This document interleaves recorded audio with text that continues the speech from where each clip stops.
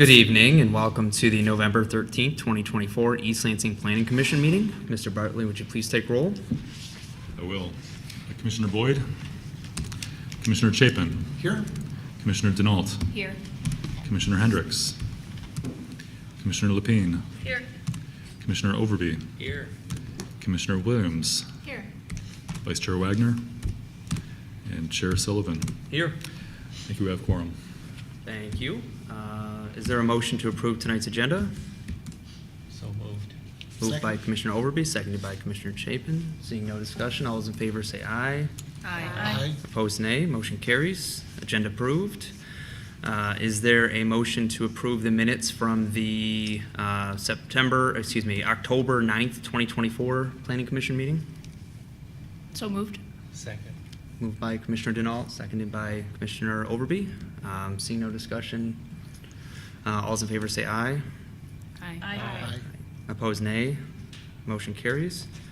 Takes us on to item number 2, committee reports. I believe, Blandon, do you want to give the comprehensive master plan and the staff report agenda item all at once? I'd love to. Thank you. As far as the committees go, Planning Commission currently has members representing the Commission on the Comprehensive Plan Update Coordinating Committee. That the most recent event for that committee was on October 17th. That was the MSU's Director of Urban and Regional Planning, Dr. Zinnia Kootval, who spoke to a group about sort of now what we finished up community engagement and how do we translate those into a viable plan. So that was a really good session. And now we're going to move into the phase of information gathering, identifying and prioritizing various basically various practices and trying to determine what might be the best step as far as implementation goes. On October 23rd, the committee met and continued that discussion, reviewed the current vision statement, and considered how to incorporate this update into the existing plan. And then we'll be having smaller groups meeting and discussing over this month and in December to talk about more examples of noteworthy practices from other communities that may want to include in the update. So I will have more updates as we continue with that process at our next meeting in December. We also have the Age-Friendly Communities Committee, for which we have Commissioners Williams and Chapin, who are tag teaming that according to their availability. So that committee has been working on updating their age-friendly work plan, which was adopted in 2020. Our last meeting was October 17th, and the committee focused heavily on housing.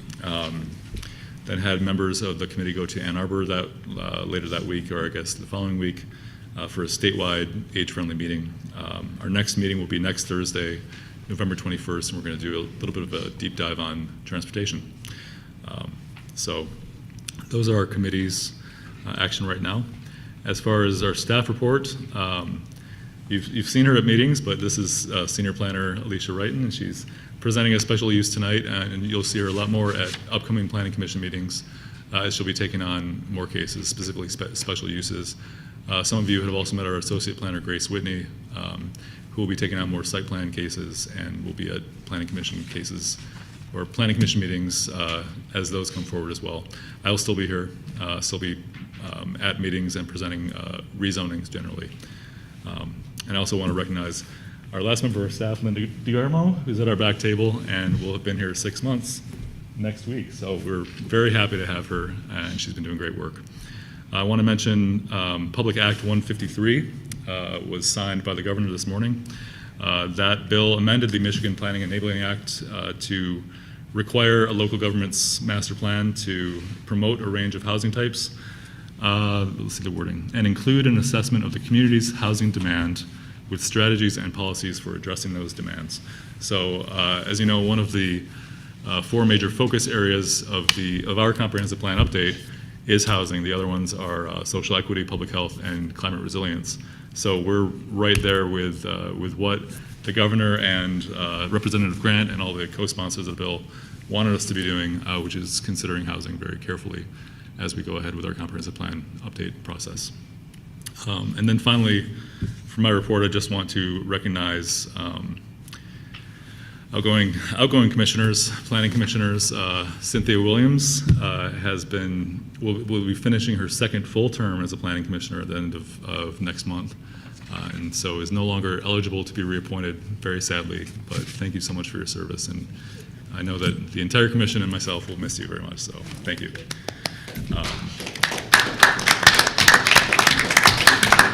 But we'll still see you next month, I think. So, and then also wanted to recognize Commissioner Matt Boyd, who unfortunately isn't able to make it tonight. He's had a lot of scheduling issues and conflicts, and is finishing the end of his first full term, but said he wouldn't be seeking reappointment because of his schedule. So we'll miss him as well.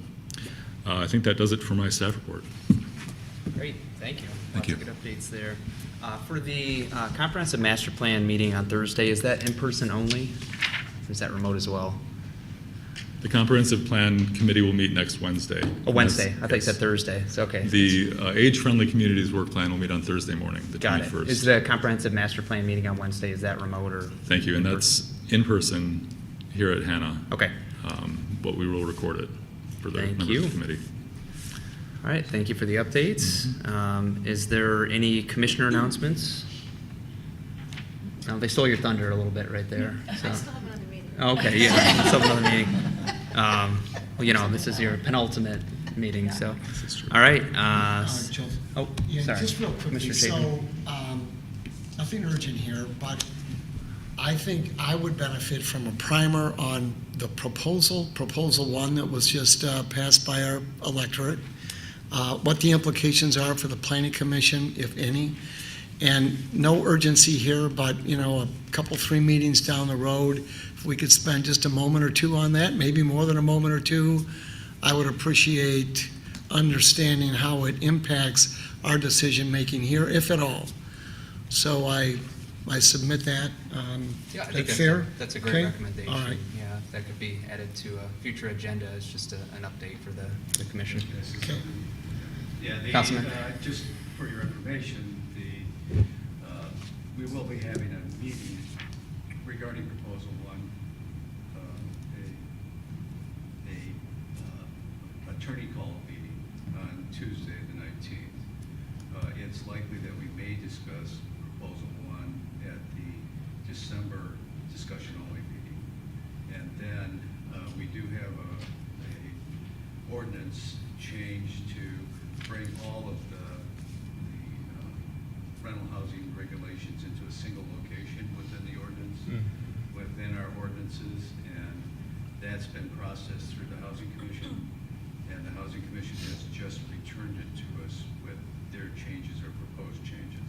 So probably by the end of Okay. the year, we would have more information for you. So I wouldn't plan on this happening right in December. It could probably be at the January meeting, if that's okay with you. That's because I great. think it's going to have little effect on anything you do, Okay. but it's important for the entire community to know what is happening and what changes are Perfect. made. Thank you. Yeah. Thank you. Appreciate Councilmember, the can I update. just repeat that into the mic and for people who didn't hear, maybe were listening online? It sounds like you said that the council will discuss this in closed session next week. That's correct. And then have a public discussion at the discussion-only meeting on December 10th at the council Yes, meeting. and specifically with regard probably to the ordinance changes that we're looking at, because Okay. essentially all that does is require us to say, make some changes in the rental housing code. And since we're redoing the rental housing code, we'll do it in conjunction with that. Okay. Good, Thank thanks. Good. Great motion. Sounds Yeah, good. Thank you. All right, so that takes us on to communications from citizens.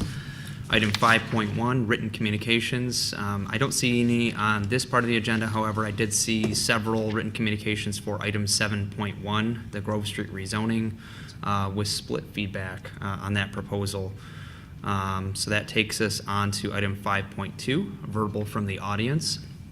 So this is your opportunity to come and address the commission. We ask that you keep your comments limited to 5 minutes if possible. And if you are here to speak on item 6.1, public hearing, our preference is that you wait for that public hearing. And please fill out a card up there to identify yourself when speaking. So at this point, I can go through some of the cards I have up here. Starting with the Ann Street, which is item 6.1, I have a card from Jason Ramford. Would you like to speak? This is for the public hearing. Would you like to speak on the agenda item at the time of the public hearing? Yes. Okay, thank you. So next up, I have a handful of cards for item 7.1 on the agenda. First up is Deborah Ann Stewart.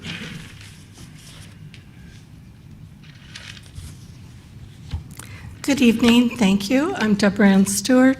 I've been a resident and now property owner in the 600 block of Grove Street for 65 years. Our Stewart family letter is in support for maintaining College Grove as a historic district by maintaining the current R2 single-family zoning of 743, 755, 765 Grove Street, and therefore denying the rezoning of the 3 properties to RM 32 in the 700 block of Grove Street, as we feel it's an overreach. First, I wanted to briefly thank the East Lansing Planning Commission members for being active listeners and your voluntary service to the East Lansing community. We know our dad, Roger Stewart, who some of you knew well, spent many hours researching and discussing with residents when serving on the East Lansing Board and Commissions over a 15-year period. In particular, his favorite was the Zoning Board of Appeals.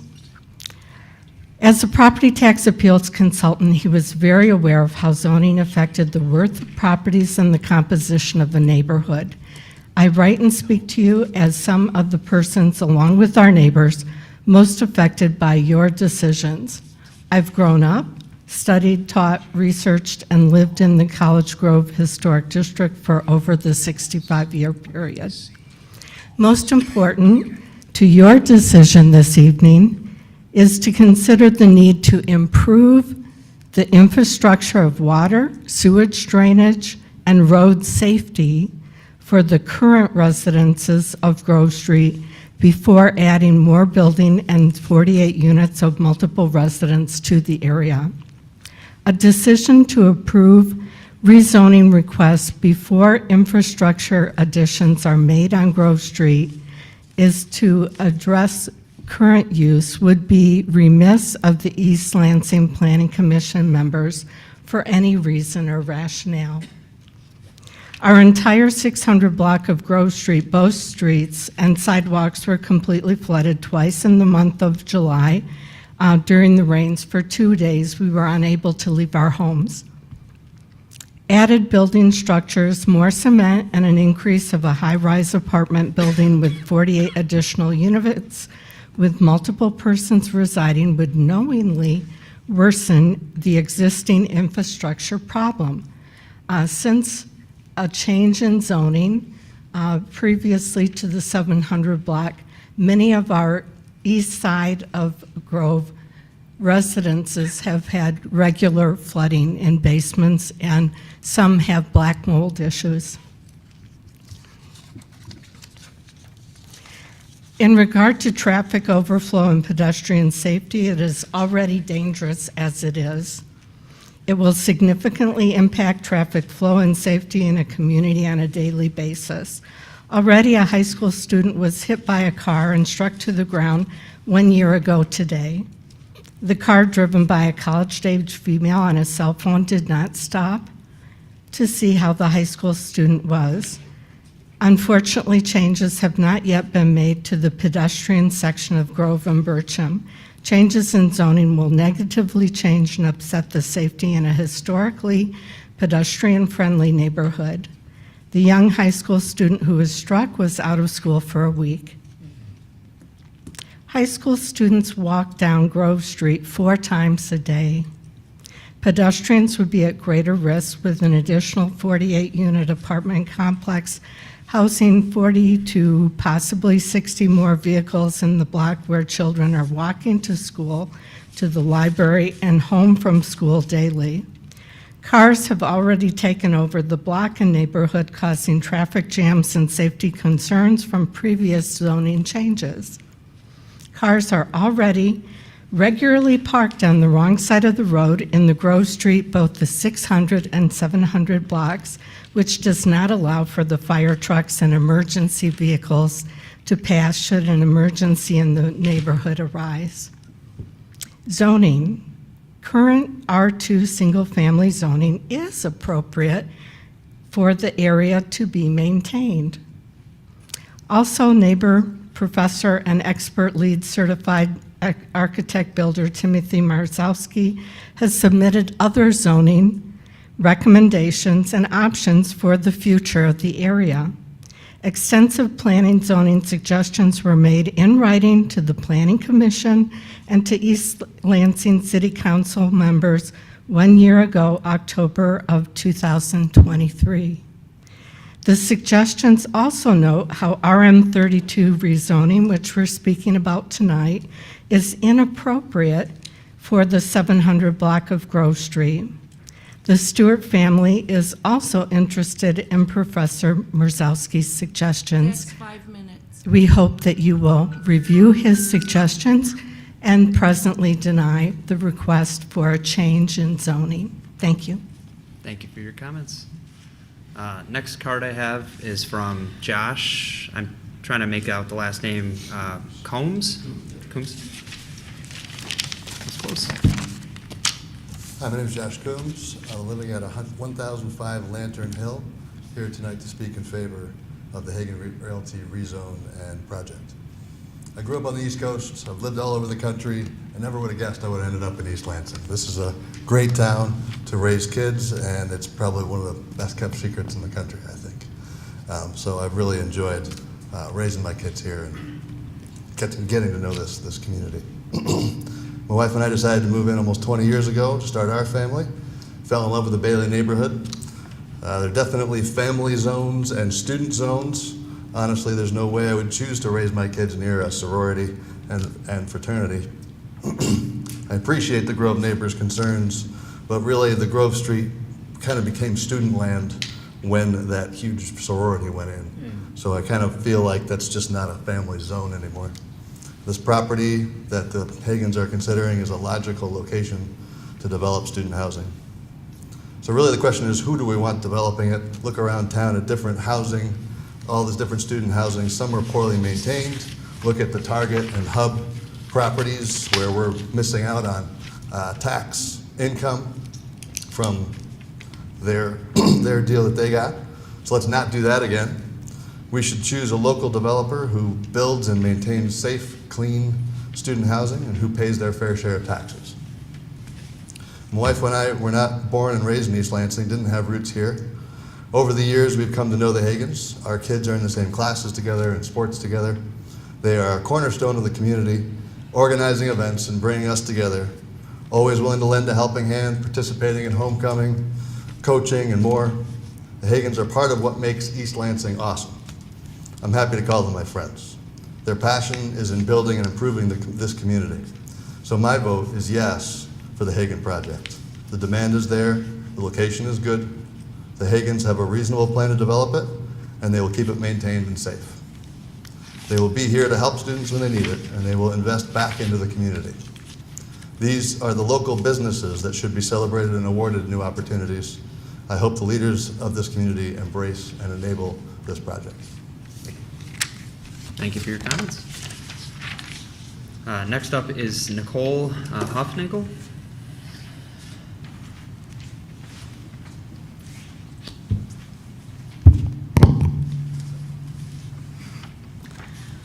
Hi, my name is Nicole Hofnagel. I'm a senior here at Michigan State, and I'm here as a current tenant of a Hagen Realty property to express my enthusiastic support for their proposed apartment development located near downtown and the university. My experience living in one of their properties has been, I'm sorry, can I start over? That's fine, yeah, please. Sorry, I'm not good at public speaking. My experience living in one of their existing properties that is very similar to what they're proposing has been exceptional, and I believe that this new development will be a valuable addition to our community and near our campus. Hagen Realty's properties offer quality and unique designs, unlike much of the housing currently available in this area. The townhome style of their buildings has been thoughtfully planned, offering a mix of modern amenities and style that makes them a standout choice. Additionally, Hagen Realty's developments are more cost-effective compared to the other new developments, providing tenants with affordability without compromising quality or comfort. I have personally experienced how Hagen Realty goes above and beyond to support its tenants. They are responsive and attentive to any concerns, though these have been rare due to the high-quality construction and well-maintained facilities. In fact, one of the most appreciated aspects of living in the Hagen Realty property is the ample and convenient parking that they provide, a benefit that is increasingly rare in housing developments in East Lansing. I believe that this new development will not only meet a growing demand for housing near downtown and the university, but it will also contribute positively to the local housing landscape. The quality, affordability, and aesthetic appeal of Hagen Realty's projects make them a trusted choice for tenants like myself. Thank you for considering my perspective, and I hope that you will approve Hagen Realty's application, as their commitment to excellence and community-oriented planning will surely benefit the city and its residents. Thank you for your comments. Dan Bowman.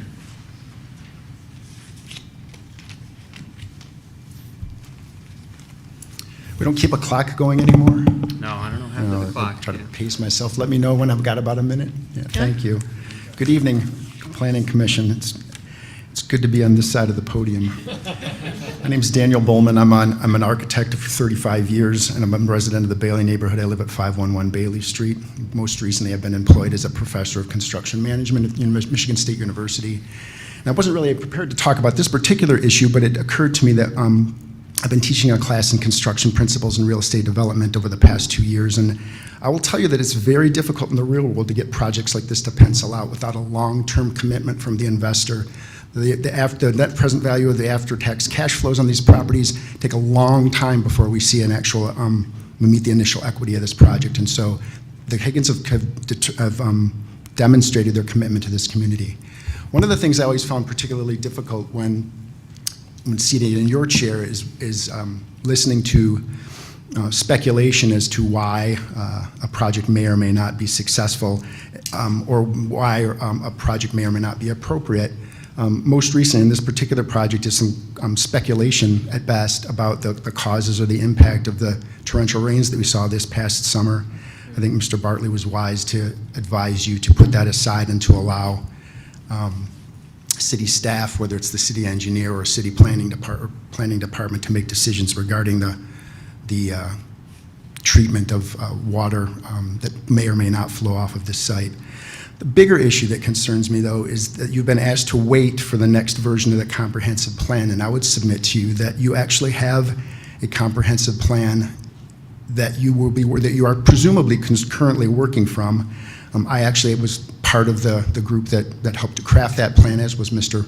Brian Hagen. I don't know if any other members of your family might have been, but and when we did that, we were asked to make decisions on behalf of the city with an eye towards 20 years out. You don't need to wait another year to make this decision. As a matter of fact, during the course of the discussions about how that particular plan could be altered, Mr. Marzowski, who I have a great deal of respect for, specifically asked that the 600 block be reduced in the intensity of the development that was planned for that particular property, or those properties. When the comprehensive plan was initially drafted, Newman Lofts was either just an idea or just under construction, and so when it was put in place, I think it was acknowledged that the pressure that would have been placed on the northern blocks of Grove south of Bircham were relieved a little bit, and that it was absolutely appropriate to reduce the proposed higher density use for the blocks south of Bircham, but not so much on those blocks north of Bircham. In fact, I think Mr. Brian Hagen has indicated that those properties were actually considered, and they were. But I would submit to you that the properties north of Bircham and south of Bircham have a decidedly different character. And if you start at the west side of Bircham, we have the College Grove neighborhood. On the south side, we have residential buildings. We have the sororities, fraternities, and the high school, till we get to Bailey Street, my street. And then south of Bircham, we shift to the Strathmore subdivision.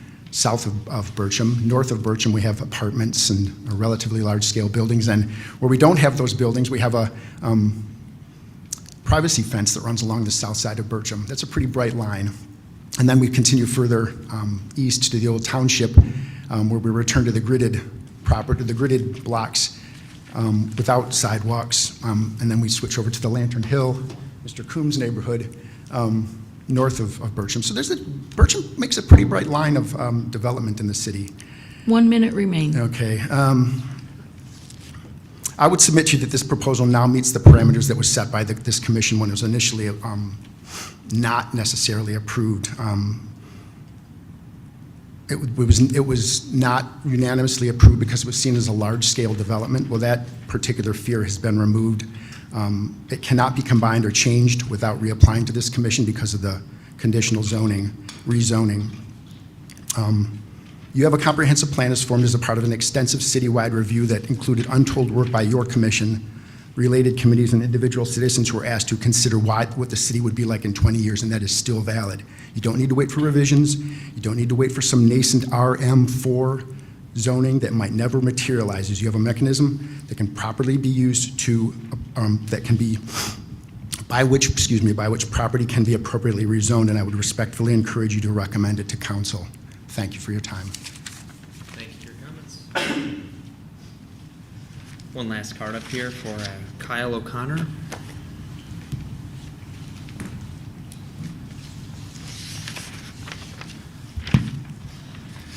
Good evening, everyone. My name is Kyle O'Connor. I'm a senior at MSU and likewise a 2-year tenant of Hagen Realty. I'm here to speak in favor of the Hagen's project. I've never been to one of these meetings, but after hearing about this project and some of the pushback they've been getting, specifically the idea that there may not be a market for this type of project, I decided I needed to come speak today. Nearby residents speculate about whether there is a market for this type of project. I can confidently say that there is, because my friends and I, along with many other students on campus, are the market. I can assure you that there is a want and need for this exact type of housing. If you don't believe me, feel free to show up to the Hagen Realty office where they raffle off properties to students. The entire parking lot is full and students are there from the early morning until nighttime. I don't have many friends that can afford one of the new apartments like the Hub, for example. Even the ones who can would rather not live there. You pay more and you get less.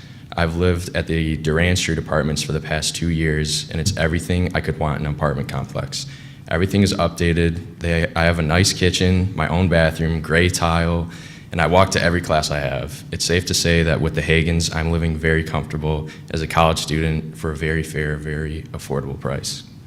Students want the experience of living around their friends without having to spend thousands of dollars, sacrifice the quality of our living space, or having to travel long distances to get to campus.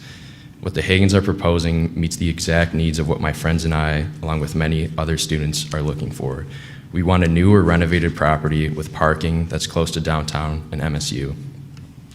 As a student, trying to find a place to live is very difficult. There are many landlords and properties on campus that have a wide range of prices. As a tenant of the Hagens, I can confidently say that they do keep the wants and needs of the students in mind when taking on new projects, specifically this one. And to kind of point out the obvious here, East Lansing is a college town. You know, MSU is a Big Ten university, and MSU tends to accept more students and enroll more students every year, which means you have more students who need housing. And if we don't serve this portion of the community, which is the students, we aren't serving a large portion of the community, and as a result. So as a student who currently has their wants and needs met under Hagen Realty, I sincerely hope you take my thoughts into consideration. Thank you. Thank you for your comments. Brian Hagen, do you want to speak now or on the agenda item? It's up to you. Well, I think we have opportunity to ask them questions, right? So, yeah. Okay. Does anybody else want to come forward to address the commission? All right. Seeing none, is there anyone online in the queue? No one in the queue. All right. That takes us on to our public hearing portion of tonight's agenda, item 6.1, a public hearing for a special use request from St. Anne LLC for approval to modify the interior spaces at 213 Ann Street. Mr. Bartley? I'll turn it Oh, over to. Yep, right, yeah, that's right. The application was submitted from the 213 Ann Street Corporation, known as the St. Anne LLC, and there are members of the organization here to speak further on any items that I may not address and answer questions. Originally, on July 20th of 2010, the City Council granted a special use permit for the construction of a mixed-use four-story building, including second-floor commercial space and with a restaurant capacity of 330 persons. Several iterations later continued that same quantity of persons for the restaurant, and in September 5th of 2018, there was an administrative approval to divide the original Fieldhouse Unit A into two separate units, creating the Blue Owl, which was known as Unit B. The applicants are back today requesting a combination to recombine that A and B suite to the location that it used to be. The total capacity of the requested persons for the new conversion or reconversion is a total of 228 patrons in the field house, which includes upstairs and downstairs of the existing unit, and an additional 50 from Suite B, which is the former Blue Owl, being returned to the original field house. There's also a addition of a pizza shop known as the Side Piece that would be 43 patrons for a total of 271, still maintaining that less than 330 for seats, but keeping that 330 so they have capacity for standing room and the dance floor. They've proposed specific hours of operation for each unit. Fieldhouse is going to have different hours a little bit from the pizza shop. Some of the comments from the different departments on a brief standard, because this was just a cursory review. There were comments included in your report from the fire marshal, which I believe have actually been addressed, and the customer can speak to that further if there are questions. The police department night shift command had some concerns regarding additional patrons in the downtown that already has some congestion, and having a residential area of 55 and older housing, more noise calls may be present. Nothing that was extraordinarily of a surprise in the commentary. Building department had some written comments which are attached to the report, but those will actually be addressed specifically at the building permitting stage. So these were just cursory comments.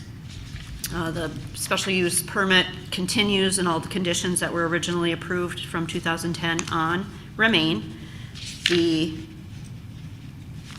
general consensus of my understanding from the applicant was that they didn't have any issues with those. And in general, just as a quick summary, the total number of patrons for seats is 271, maintaining the 330 from the original special use permit, and all of the original required special use permit requirements still need to be maintained. Questions? I have a couple, but I'll defer to the commission first to see if there's any other commissioners with questions. I guess I didn't mention the alcohol. Just a real Commissioner simple- Chapin? Yeah, simple clarification, Joseph. So there seems to be some conflicting information about the 271 number. There's a report here, more people, more noise, elderly people reside in the area, but then the number is 271, down from the 330 or 3 something. Just, I think you may have clarified that. Just want to get that out in the open. Why, it seems conflicting as I read the information. So the Blue Owl, I believe, has been closed for a while, and the original capacity from 2010, and then the division in 2018, they never actually hit that 330 mark. Okay. That's just been the maximum allowable. And it varied from 209 to 114 when the Blue Owl, 209 on the field house and 114 when it was Blue Owl. And then the Blue Owl went away, so we lost 114, but now we're bringing back an additional 68. Okay, so just to simplify, so 271 is going to include the expanded field house Correct, and the pizza shop. yes. Okay, that's all I need to know. Thank you. Thank you. Any other questions? So you mentioned, is there a question down there? I was looking at the math, Commissioner Opie? but maybe, Let me come back to you. I don't think it's a pressing question, but I was looking at the math in here, and the math doesn't mesh with what's on page. The math doesn't math? The math doesn't match with what The math doesn't is match. on page 3, where it says Fieldhouse total 228, grand total 271, Plus 43, plus 43. 228 plus Okay. 43. All right, Does that math? that maths. I'm hung up by it being a minus. Yeah, that maths. I'll leave you both. Thank you. For the math, yeah. The maths. So you mentioned the fire marshal. Did the fire marshal approve that capacity as proposed?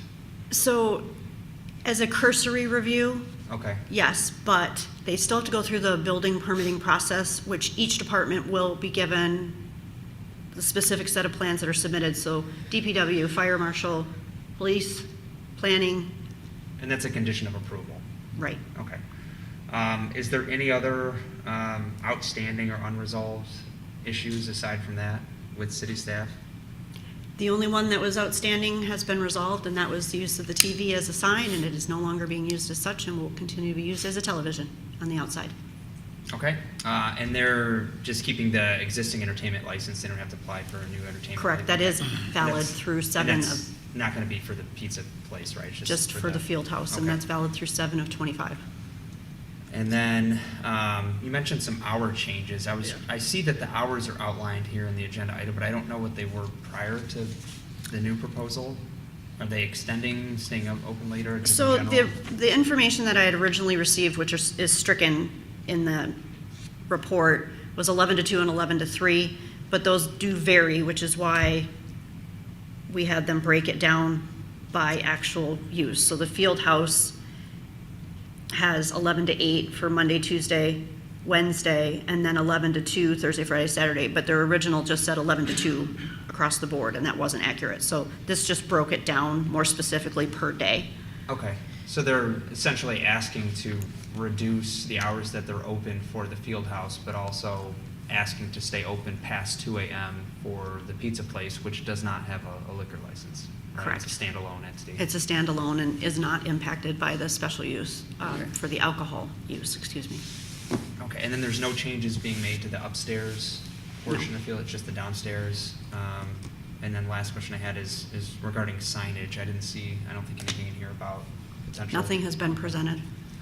All right, I can ask the applicant that one. That's all the questions I have. Thank you for the explanations, that was helpful. All right, I think we're ready for the applicant. Jason? Yep, Jason, thank you. Hello, Jason Bamford. You guys have questions? I guess, could you give us a brief explanation of the proposal? Yeah, absolutely. So the first floor of 213 Ann Street originally was, when it was Tropo Post, had the two sides available. We're basically just trying to bring that back to its original state. We're changing the concept to be kind of more food heavy, so we're going to be open for actual lunch now and carry it through that 8. We want to get more diners. We want to get more of the demographic to come down to East Lansing. And then with we want to continue to have that dance license. We plan on doing events for Michigan State games, right? And in that second suite, Suite B, it's mostly going to be used for special events, caterings, things of that nature. Now, if we have game day events and we have spillage, obviously we're going to open that up and use that, as needs be. If we have somebody that wants to rent out that side and have a DJ and everything, we're capable of having that for them as well in a private party kind of event space, which isn't really in downtown East Lansing right now. You kind of have it where you have to rent the whole space, or you're in the hotel. We're trying to offer a little something more for current students, residents of East Lansing, and former past Michigan State athletes, or anybody that wants to come back for anything in particular. In the back of that is that small where it used to be like a nutrition bar. That's where the storefront of the pizza shop is going to be, right? So most of the prep work will be done in the main kitchen in Fieldhouse. That kitchen is plenty big for the, for the size of the amount of people that Fieldhouse serves and that will serve.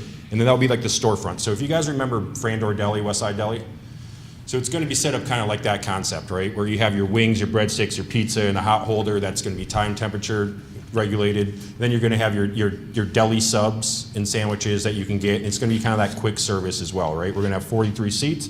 We're also going to plan on doing a lot of takeout, right? So then we want to stay open till 3 o'clock. When my father was in the East Lansing public school system, he used to pick me up from the bar. First thing he used to do with me and my friends is find us something to eat because he didn't want to deal with us back at the house. You know what I mean? So hopefully by having us open till 3, we can capture that and kind of knock down some of the nonsense that happens when the bar is closed in East Lansing, getting some food in everybody's belly. But yeah, we're just looking for an opportunity to expand Fieldhouse, kind of change the concept to be more food friendly. We really want to be catering forward with campus in Michigan State and East Lansing as well. So this will give us that opportunity. Okay, thank you for the background. Questions? Commissioner Denault? Hi. You said that you're really interested in making the pizza part of Suite C more of a takeout spot. So I guess I'm wondering where you envision people parking to pick up their takeout.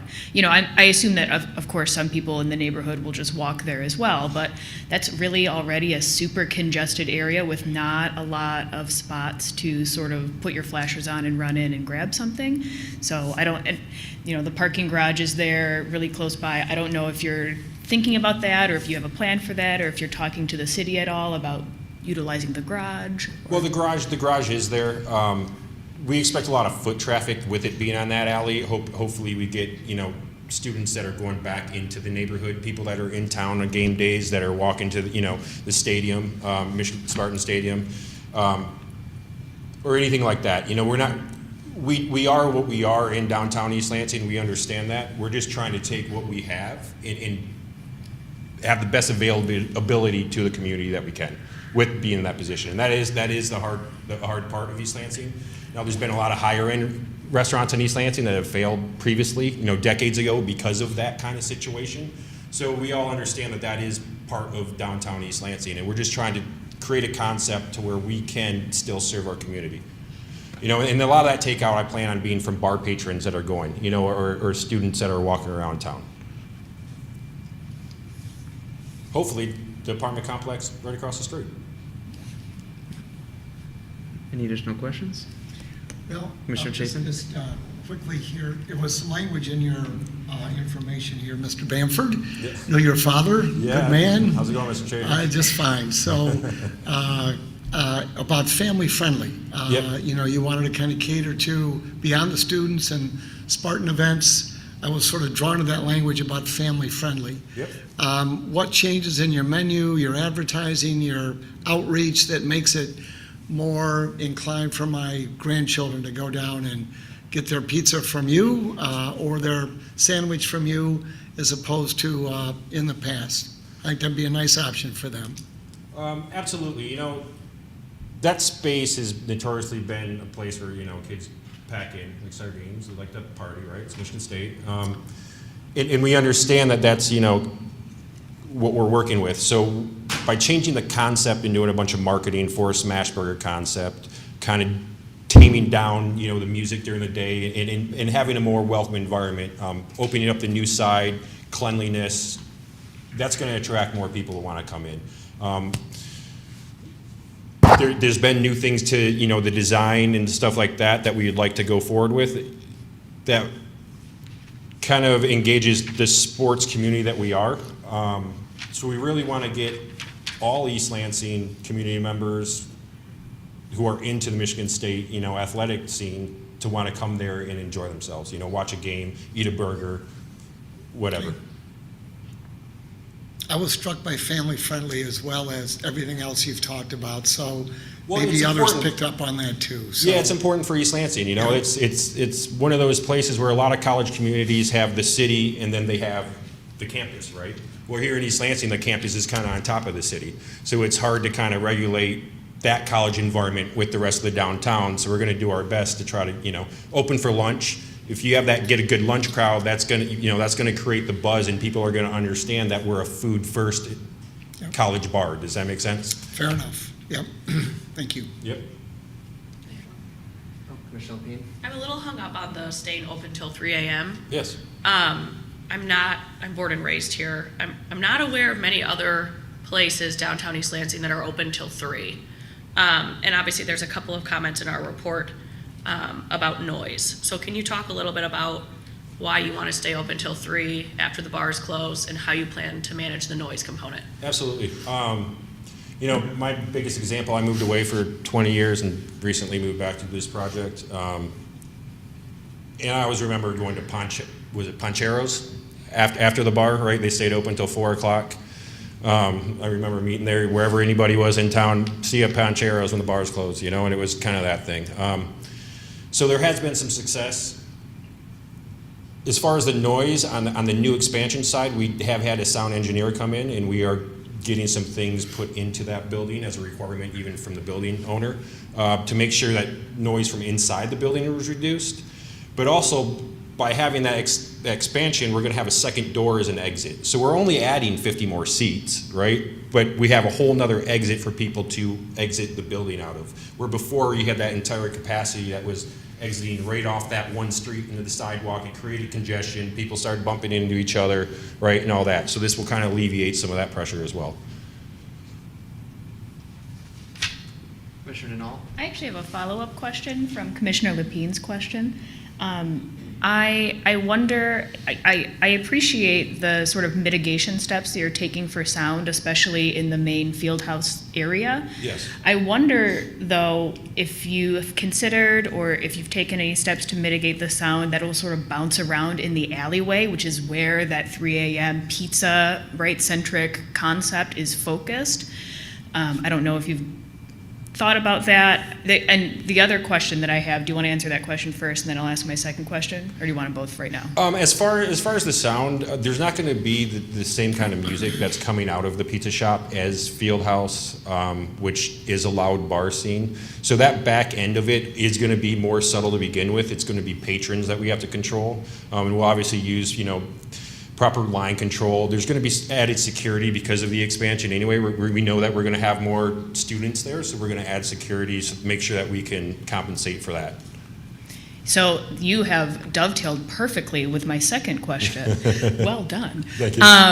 So I was wondering if you had plans for additional security, but also for, you know, you're closing at 3 a.m., but are you asking your staff to stay there later to sort of clean up that alleyway? I ask as someone who attends St. John's Parish and uses the Grove Street parking deck to go into church from the back, and people don't always keep pizza in their stomach after a long night of drinking, if you get my drift here. And I don't know that I necessarily want to see that when I'm like walking to church in my nice clothes. So I don't know if you have additional staff, okay, additional cleaning.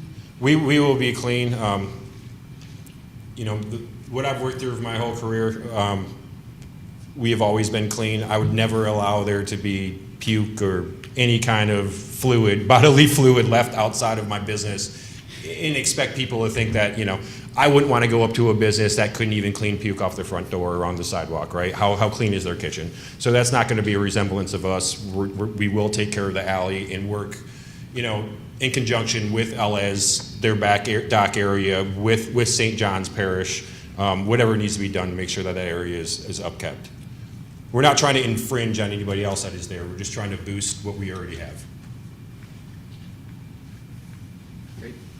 I just have a couple quick questions. So back to the kind of family theme. So it seems like from your explanation, it's going to be kind of almost one thing for the lunch and early dinner crowd, and then another kind of more student-focused transition for beyond that, right? Yeah, so, basically how East Lansing does, we basically saw hours, if you're downtown on the weekends, you can see when the crowds start to fill into the bars, and it changes the environment. And once you hit that 8 o'clock on the weekends, you can't serve food properly in most bars anyway, because it's already starting to get, that close, right? So by having the pizza shop open, it alleviates that pressure and allows us to serve food right in that area as well. But we want to bring those families down. And when a family's going to come down to town, East Lansing the most, right? It's going to be that lunchtime into that early evening, early night, right? You're not going to see too many families going downtown East Lansing on a Friday or a Saturday and expect to get into sit down and eat somewhere. Right. And then you mentioned your focus for a private event space. Essentially, isn't that what's upstairs? You're looking to have sort of two separate private event spaces? Yeah, absolutely. You can, two special uses spots. Obviously, they have multiple purposes. And once we, get up and running, catering's a big deal in Michigan State. So we plan on booking a lot of events, and we want to have the capacity to have multiple events at the same time. We've already run into those issues where we couldn't accommodate multiple parties, right, and all that kind of stuff. So we want to be able to have a space that we can get staffed up and accommodate what the needs are for the campus. Understood. And then I see the application is listed for the interior spaces on the site. Is there any changes planned for the exterior spaces? The patio going to remain the same size? For example, you might put some signage up. For now, same size. Okay. If we look into that, obviously that will be a different application process, but we are looking to apply for new signage. And the tricky part for us is going to be coming up with a creative sign for that pizza sub shop around the corner, which you can get some pretty tricky, fun ideas with that, but we haven't got to that point yet. Okay. And then the patio closes at 10 p.m., correct? I believe there's an ordinance requirement. It's 10 p.m. right now? Midnight. Oh, is it midnight? Midnight. Okay. That's all the questions I have, unless there's any remaining questions. All right. Oh, Just have one. Commissioner Williams? As a follow-up about a comment that you made recently about how congested it gets Yeah. in East Lansing about 8 o'clock on a Friday or Saturday evening, and I think you also referenced additional security that you were planning on.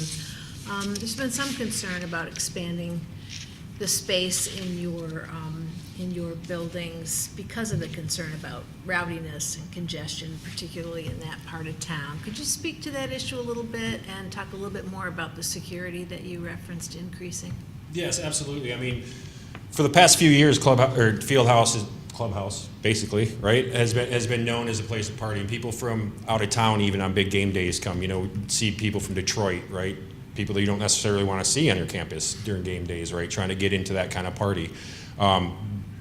We have addressed that, added security, added more measures at the door, trying to downplay, not have that hyped up of a crowd. And with adding the food and focusing that in the beginning, hopefully we can tame it down to kind of how Crunchies does, right? Like Crunchies gets busy all night. They have a small bar, but they serve a lot of food. So when you go there, you don't think, oh, I'm just going to go get trashed.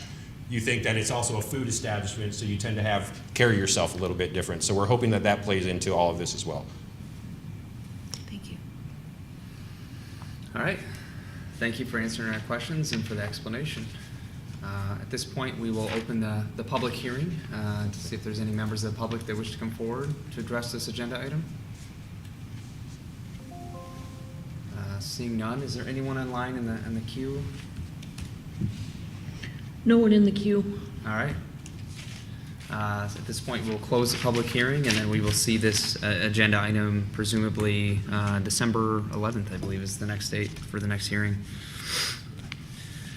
Thank you. All right, that takes us on to the unfinished business portion of tonight's agenda. First up is item 7.1, consideration of ordinance 1540, a request from Hagen Realty, Inc. to conditionally rezone 743, 755, and 765 Grove Street from R2 to RM32. Mr. Bartley, do you have any background to add? Thank you. So, yes, this request is for a conditional rezoning of 3 parcels on Grove, as you mentioned, from R2 to RM32. I pulled up the zoning map on the screen so we can see the existing R2 zoning, which you can see on along the west side of Grove, south of Bircham, and then the RM32, which you can see a little bit south into the east across Grove, and also to the north, which is the All Saints Church. And then you can see other areas of RM32 zoning on the screen as well. This item certainly has had some public interest. There was a public hearing by the Planning Commission on October 9th, received several spoken comments and several letters, and you've received several spoken comments and letters tonight as well. The next step would be for the Planning Commission to vote on a recommendation to City Council to approve or deny this request. And we would probably schedule a hearing at the City Council level, would be in January for this. I do want to mention a couple things that came up during comments. First off, I want to let you know that as you received in your emails today, there were a couple of documents that have been submitted by the applicant that didn't make it into the item when it was forwarded from the last meeting, which was canceled on October 23rd. So I know that I sent those out to you expressly to make sure you had a chance to review those before the meeting. In particular, and so one of the items was essentially a continuation of a explanation that the applicant had given. It starts at the top with why RM32. One of the questions from the commission last time was we'd like to see a little bit of a comparison between the RM32 districts, but also understanding the RM8, RM14 districts. I had done a little bit of analysis in the packet on page 61, but then the applicant did essentially their own analysis of RM32 surrounding properties, and also a discussion of RM8, RM14, RM22. That was in the letter that you received, the sort of addendum to their explanation. There had also been some discussion about stormwater impacts. The applicant submitted some information about that they'll speak to. I just want to reiterate that this is the request today is for a conditional rezoning, and stormwater is not a standard, a review standard for a rezoning request. That would become very, very important to discuss and consider during the site plan review process. So if this, but not during the rezoning process, except that you can consider what are the impacts of potential development that could be built under the zoning that's proposed. So RM32 versus R2 zoning. The RM32 is what's proposed. If you feel that stormwater would be had significant impacts, I guess, if the zoning were changed to RM32, then you should consider that. If you don't, then the stormwater impacts would be considered later on in the process during the site plan review, should this conditional rezoning be approved. There was some confusion about whether or not there are 48 units proposed. The applicant is not proposing 48 units. They're proposing up to 48 bedrooms or 48 residents or both, and that was from their application and also from testimony from last time. So I wanted to clarify, within a hypothetical building to be constructed, if the rezoning is approved, there would be at least 5 units, each with 4 or fewer bedrooms, up to 48 bedrooms and 48 residents spread across those units. But there is some flexibility. There's not been is there a question coming? There's not been there's a conceptual site plan in your packet to show an idea of what could be proposed, but anything that's proposed by the or allowed in the RM32 essentially could be proposed by the applicant. Their condition that they're requesting as this conditional rezoning is to essentially say, if something is approved to be constructed, then the rezoning would go through. If not, the rezoning could revert through our reversion processes. I'll stop right there and ask any questions about that, what I've just said. Okay. Helpful, thank you. Landon, can you go through the units for me one more time?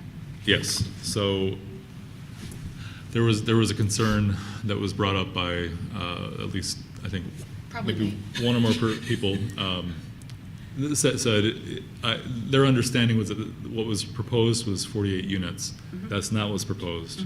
What's proposed is 48 bedrooms or 48 residents. I think 48 residents. 48 total people. Across 14 units as proposed in the conceptual plan. So it's 14 units with the 48 residents, not 48 units. And how many bedrooms in each unit? 4 or fewer. Okay.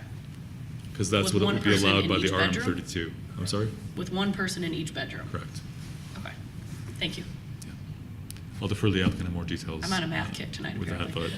but no, it's good math. I want to make sure Which that is dangerous. Better you than me. That helped me, thank you. Commissioner Overby. I have a question for Landon on the stormwater issue. You said that will be handled in a later review. And help me understand that. What happens at that later review? Can that later review ask that certain changes be made and that certain items be taken care of to address the stormwater? Can they say yes or no to the proposal based on the stormwater issue? So help me understand all of Sure. that. Right now, we're rezoning the review standards for a rezoning request. I laid them out on page 57 of the packet. The rezoning standards are: is this rezoning consistent with the policies and uses proposed by the comprehensive plan, which would be M1 mixed use or R4 residential, right, in the comp plan as adopted. Another one is: are all the uses that would be allowed under the proposed rezoning, would that be compatible with other zones and uses in the area? I'm getting to stormwater, I promise. So would the use proposed, is that compatible? That's the second review standard. Third, would any public services or facilities be significantly adversely impacted by development or use allowed under the requested zoning? And I think that's the closest standard that we're going to come to a stormwater-related standard for rezoning. Would a public service or facility be significantly adversely impacted by a development allowed in the RM32 zone, and specifically a multifamily development with 5 or more units of 4 or fewer bedrooms each, because that's the land use that would be allowed or would be proposed as a condition of this conditional rezoning. And then the final rezoning standard is: are the uses that are allowed under proposed rezoning equally or better suited to this area than uses allowed under the current zoning? So none of those rezoning standards really speak to stormwater. Where we do have standards that speak to stormwater are in the site plan review, I guess the review standards for site plans. That looks much more closely at what are the actual impacts of the proposed land use and the proposed building, the site work on the site, on the environment, on adjacent properties. And so we take a much deeper dive at that point. But essentially, a stormwater impact can't really be, unless you find that a conceptual use allowed under RM32, in this case being a multifamily dwelling, would have significant adverse impacts, and you can show that, on public facilities or services. At that point, that would be where you could find that stormwater could be impacted by this rezoning. Otherwise, it's not contemplated as part of a rezoning request. It's only considered when we actually look at the site plan. What's shown in your packet is a conceptual idea showing 14 units, saying this is what we intend to propose, but it's a conceptual site plan. And so it's just essentially giving you a good idea of what the applicant would like to propose if this rezoning is approved. Did I get to your question? I'm concerned that I didn't. So Okay. can the stormwater, can meeting whatever stormwater requirements we have, meeting it yes or no, can that change the approval for the project? Right now, it should not. The stormwater the project would be affected by, at this point in the process, stormwater is not considered, is not material. Later on, it could be. At that point, I mean, in the site plan, if this rezoning is approved, would have to come back through the Planning Commission and City Council. So at each one of those points, we would at that point look at what is the stormwater impact. In fact, At our last meeting, we talked about some updates, some sort of relatively minor updates that we're proposing as staff to make to the zoning ordinance, with one key exception that we don't consider so minor, and that would be to introduce explicit language into the site plan review standards that talks about stormwater impacts. Right now, we have language that talks about impacts on the natural environment, impacts on surrounding areas, including vegetation, including topography. It gets to that enough that we could still say, yeah, the stormwater impact here is important. We can or we could deny a project based on that. The incoming language that we're going to propose as staff makes that much more explicit. But at this point, generally, unless you have a significant concern about stormwater based on a conceptual plan, this should not be considered as part of your review standard, So review for rezonings. To put it more bluntly, we're not reviewing or approving a specific proposal. We're reviewing a conditional rezoning request for a concept of a potential future application tied to that rezoning, which will give us the opportunity to perform more thorough discussion and review of the wastewater issue, right? I think that's accurate. Okay. Much more concise than me, so thank you. I try. It's not math, so. Okay. Does that conclude your overview?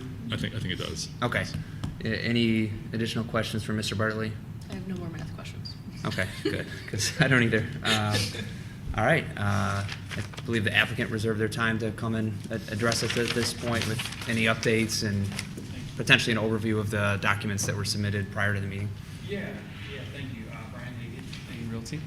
I do have, I guess you guys received documents. I don't know, sorry about all the documents. I've been sending you guys all kinds of stuff.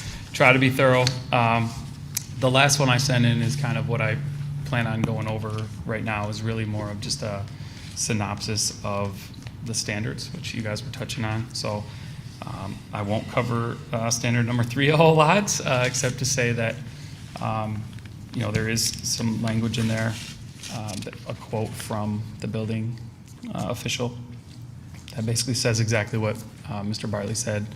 It would be addressed during a site plan review. And I guess as just kind of a side note to it, my brother is here as well, who's the builder, as you guys know, of this project as well as several other projects throughout the city. And we have every intention of addressing the stormwater situation. I know that some of the neighbors have expressed concern, some further away, some adjacent.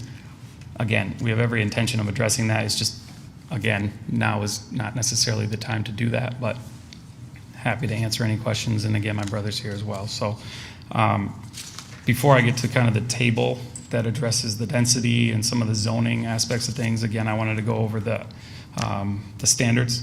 So standard number 1, when we talk about uses and policies, we do believe, as we repeated several times, based on, as you can see on the map, both the current map as well as the comprehensive plan map, when you kind of compare and contrast those, if you could lay them over the top of each other, you would see lots of purple and lots of orange, which means lots of RM32, and the orange, which represents the R4. To drill down on that, R4 in the comprehensive plan is in our current area. You can't really see it because there's a white box over most of it, but where you see our R4 on the comp plan is almost exclusively RM32 on the ground right now. So it is not a stretch by any means to think that this property would be RM32. In fact, the adjacent property is RM32. The majority of the rest of that block is RM32. It's bordered at the rear by B1, which is very common. And then, of course, up and down Bircham, down MAC, et cetera, also RM32. I believe it's also important to note that while the remaining properties on that block are not necessarily RM32 currently, you do have a fraternity, which is almost exclusively found in RM32, and you have a license for 7 rental property, which is also, again, not something that could be approved in, to my understanding, other than RM32. I could be incorrect on that, but again, you have uses that are like uses, and you also have, adjacent zonings, as well as the surrounding area as you expand out is also RM32. So very appropriate. And then, not to jump ahead on my notes, but I guess the most gleaming example of the RM32 is directly across the street with the sorority. So beautiful building there. They did a nice job there. So, and then down to standard number 2, kind of redundant there. I guess I would refer back to exactly what I said for standard number 1. It's very similar. And we touched on, number 3 already. And then finally down to condition number 4, whether or not it would be equal or better suited, if this is equal or better suited for the zoning that's there currently. Not to sound repetitive here, but that is what's on the ground currently. So when we look at doing projects, we look at, of course, what the zoning is on the ground, what the use is on the ground, but we also look at the surrounding zoning to see if that will fit, size, character, density, etc., which would bring me kind of nicely into the table. So if you look at the table that was in your notes that you received today, I gave a list of, 4 or 5 properties that are in the immediate vicinity of this property. Again, most importantly, the sorority across the street. You'll notice that property is licensed for 46, which is almost exactly what we're asking for. The site, however, is significantly smaller than our site. Therefore, it is 30 to 35% more dense than what we are offering. That is a project that was approved by this commission, by the council, and actually was supported right here by Mr. Mazowski, who is the #1 person in opposition of our project. I find a little ironic, but again, to stick to the facts, I guess that project is a beautiful project. It's working. It's been up and running for years now. And then if you move down the list, you also see some of the apartment buildings that are on there, some of the sororities that are on there. Each of them are within a stone's throw of the site that we're proposing. And they are all more dense than what we are offering. And in most cases, actually, I didn't even mention this, but in most cases, they offer significantly less parking on site as well. I guess I'd like to answer questions because if that's possible, I don't know if that's possible during my time, but I know you guys received some of this information late. It's a lot for me to even go over, much less you guys review and process in less than a day. So if you do have questions, I'd love to answer them. Any questions from commissioners? Commissioner Chapin? I'm ready to talk and discuss. I'm not sure if I have questions specifically, but if I could engage with my fellow commissioners a little bit, I would find that helpful. Beginning with Tim Morosky, I'm not sure I'm saying his last name correctly. I was not here in October of '23. I started on the commission a year ago, roughly in December. So is there anything from those experienced commissioners here that connect to your thinking about this project that I should be alerted to? Is there?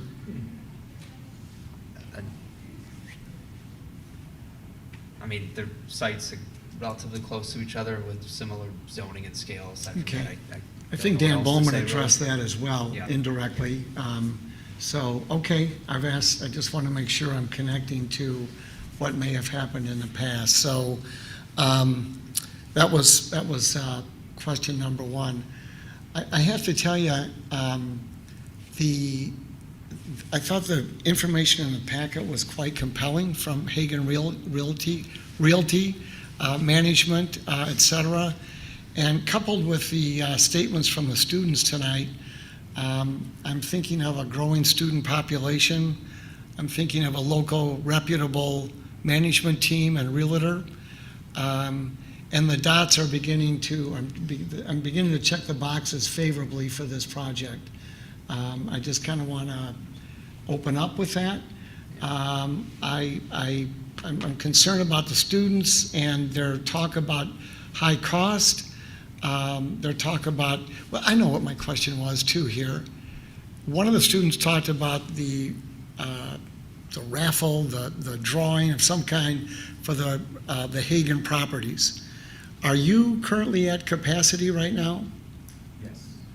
Yes. The, Oh, yeah. and Yeah. next year? Yeah, sorry, I forgot you weren't at the last meeting. Yes, so as you may know, leasing season, as it's called, Okay. kind of starts in October for the following year. Okay, So we're at 100%. so Hagan's at 100%. For 25, For 26. 25, 26. and Can for- you tell me some of the high rises that have been mentioned here? I Sure. won't mention them specifically. Sure. Are they at capacity?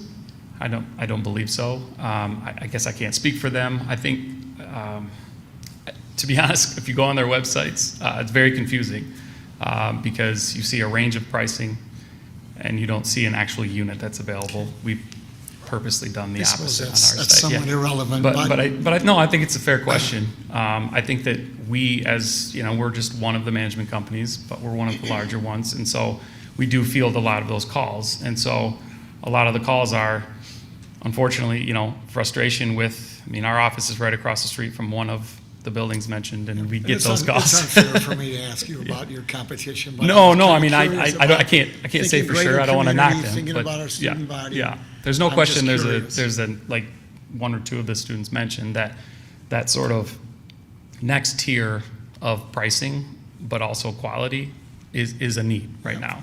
Yeah. I have one question and a comment. The first question, it might not be appropriate for you to answer now, because I know that we're talking about a rezoning request right now, not like a full site plan.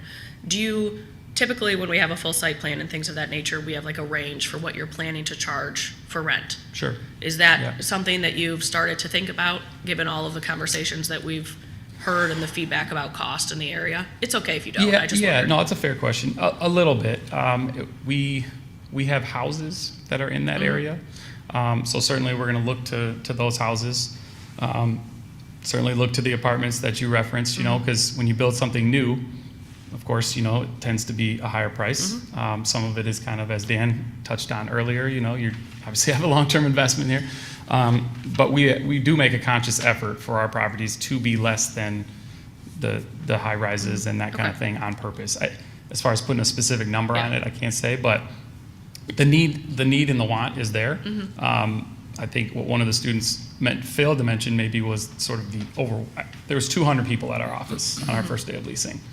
And so could we have charged more? Absolutely. Yeah. We're all in business to make money. There's no question about that as well. We're not trying to hide that. But we also have to go to these restaurants and go to these places that they're talking about and show our face, our names on the company. We're not looking to be unreasonable and gouge people either. That helps me, thank you. And my comment is just, my thought process on this has significantly evolved over the various meetings that we've had. And the one thing I would say is, we see a lot of proposals from different realty organizations, and one thing that I appreciate is, I think you've been very responsive to the feedback that we've heard from residents. And so I, at least given my role on this, appreciate that, because it gives me something more to think about at each meeting. The thing that I would say as we shift into the point to have discussion is, I think we have to remember what our role is on the Planning Commission. I think many of the conversations that we've had thus far with community members is really a conversation that's ripe for City Council to make the decision about whether this is the right type of development for the community.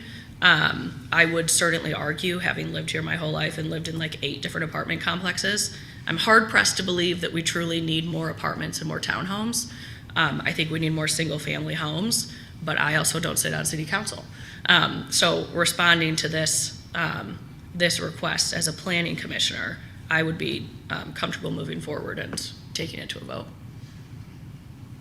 Is there any additional questions? One question real quick. Did I see in your correspondence that the high-end high-rise studio apartments are charging like $2,000? That's correct. A month for a studio? Yep. It's more than my mortgage. Okay. Commissioner Denault, sorry. Yeah, no, you're totally fine. That's actually more money than my house in Chicago was. Yeah. Monthly. Not, comparing. I was not here for the last time, at the last meeting when y'all had the initial public hearing, so forgive me if these questions have been answered. I tried to watch the whole video, but we also had a 350-page agenda, so. Fair enough. And I have a full-time job, Sorry, right? I added to that a little bit, sorry. Yeah, no. So I have 3 questions, and I'm going to try to remember them all. The first one, you say in some of your many documents here that there are multiple egress and ingress points from the proposed building. Is that just out onto Grove, or will there be direct access out onto Abbott as well?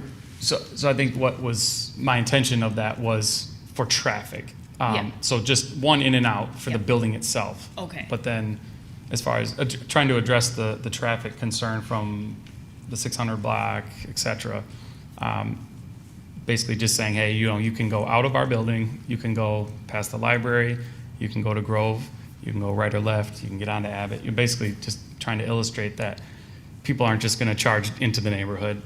And furthermore, they have no reason to, because of the nature of the curb at the end of Grove.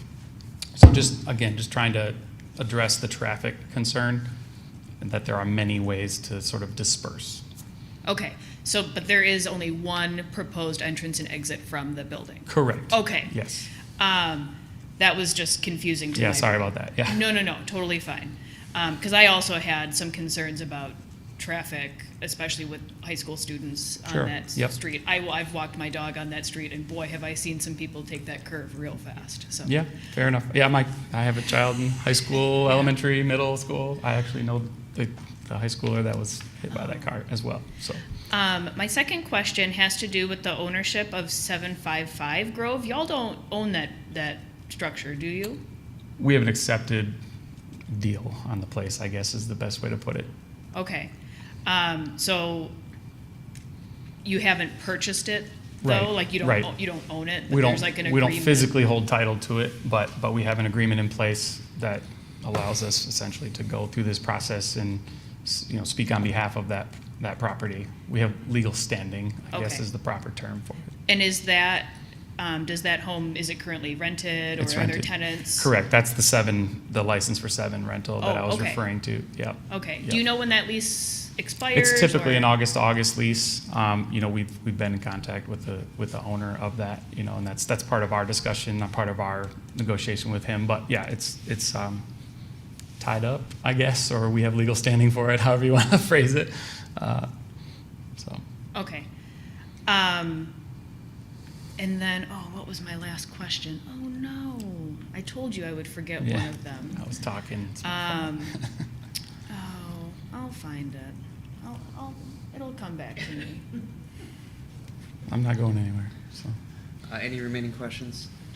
Commissioner I Overby? want to push you on the numbers just a little bit. sure. You indicated that a studio in one of the high-rises is around 2,000. So what would a typical rental in your properties be? Our highest rent is $1,000, and our new townhome right downtown, that would be like $1,000. That's not our average by any means. Our Right, average right. is Well, I closer to assume you have a range that 7. gets up to that. Yeah. And some of that is affected by studios. 1 bedrooms tend to be a little course. higher, things like Right. that. Commissioner Denault?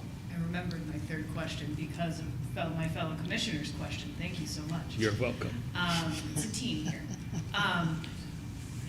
You say in the documentation you provided us that you could realistically see this complex being marketed or rented by not only students, but maybe young professionals, young families, right?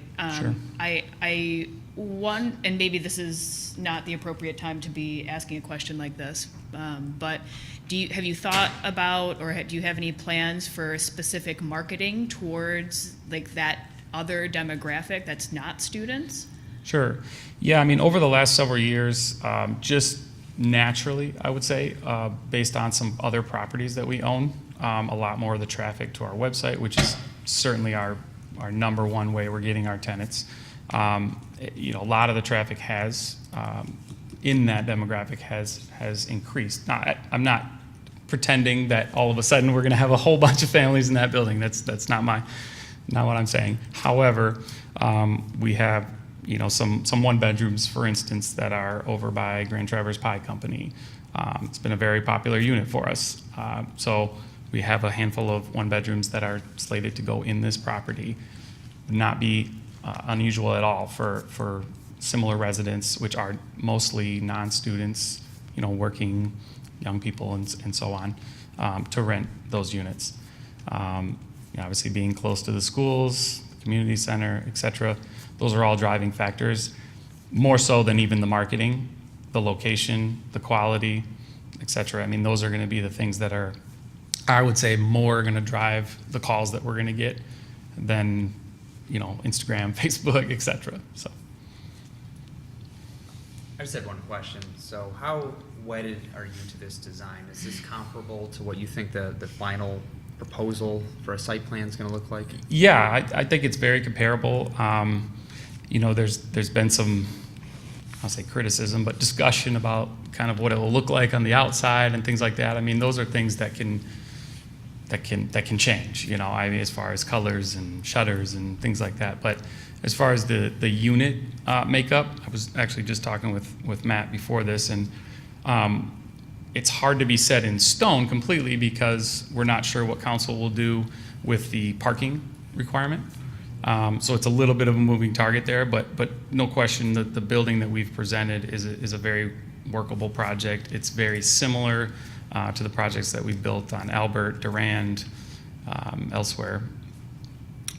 It's a nice looking building, and as the students that were here commented on, and frankly, our Albert townhomes and our Durand townhomes, and a building that's almost identical to this sort of mix, they're our most popular units every year. We're getting calls 2 years in advance from parents and so on. So we like this layout, but it's not, of course, set in complete stone. Okay, thank you. Well, I actually have one more question. Commissioner Denault? Looking at the design and you referencing the other two units that y'all manage, that are sort of, if I recall correctly, they're sort of tiered, right? They're sort of stepped back, each unit. Yep. Is that the same plan? This looks very straight across. Is there- Because of the lot layout, Yeah. it has to be more straight across. Okay. Yeah, and Albert kind of is at an angle, so the lots are all more 45, so there's a little more of that. What the elevations don't really show, I mean, there is some, of course, variation and some depth there. But again, that kind of goes back to, you know, the facade of the property is hard to show in the elevations in black and white, but there's also a landscaping plan that it would go through and things like that as well. Yeah. Okay. Thank you. Thank you. Appreciate the time. All right. Is there a motion so we can discuss? Is there language for a motion, Cynthia? I think there You're is. the motion She's maker. the motion master. Please. Yeah. I'd be willing to make a motion that will help us I move would- forward with our I think conversation. that's a great idea. If that's all right? All right. I move to recommend approval by the City Council of the conditional rezoning request from Hagan Realty, Inc., LLC, to amend the zoning use district map of Chapter 50 of the Code of Ordinances to rezone 3 parcels totaling .87 acres located at 743 Grove Street, 755 Grove Street, and 765 Grove Street from R2 Medium Density Single Family Residential District to RM32 City Center Multiple Family Residential District, conditioned upon approval of a multifamily residential building with 5 or more dwelling units with 4 or fewer bedrooms per unit and no more than 48 bedrooms and 48 residents across the development for the following reasons. 1, the rezoning is consistent with the policies and uses proposed for that area in the city's comprehensive land use plan. 2, the uses allowed under the proposed conditional rezoning, specifically a multiple family dwelling with 5 or more units with 4 or fewer bedrooms in each unit, would be compatible with other zones and uses in the surrounding area. 3, public services and facilities would not be significantly adversely impacted by development or use allowed under the requested rezoning. And 4, the uses proposed by the proposed conditional zoning would be equally or better suited to the area than uses allowed under the current zoning of the land.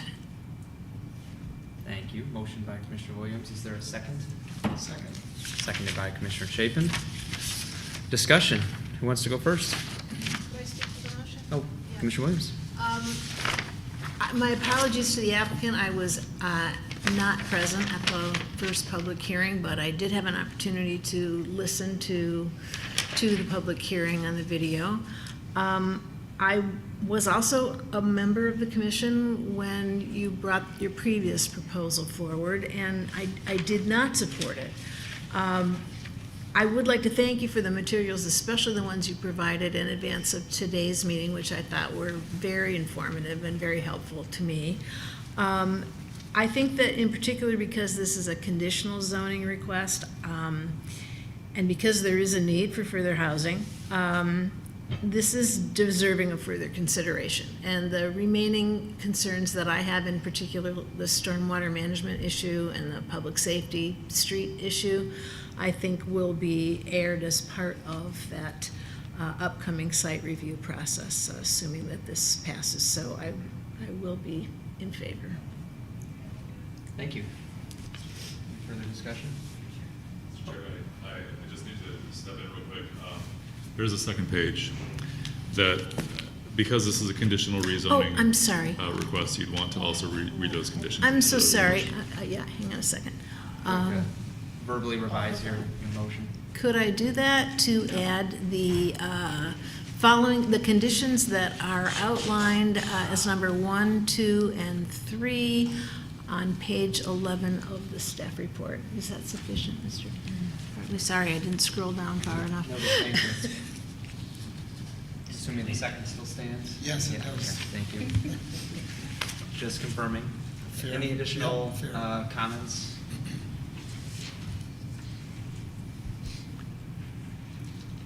Anyway, Commissioner Denal. You know, I was also on commission when we saw this proposal the first time, and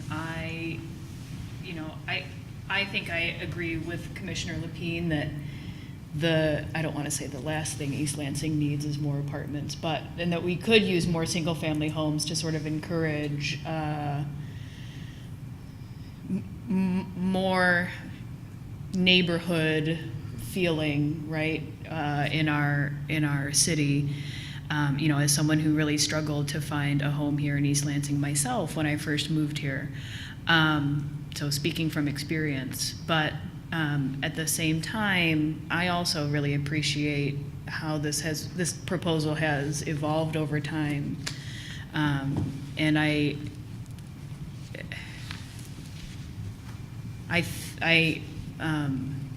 understand that the student housing problem, and we've talked about this before on commission, this is an MSU problem and should be less of an East Lansing problem than it is. But yet here we are, right, having to have these debates.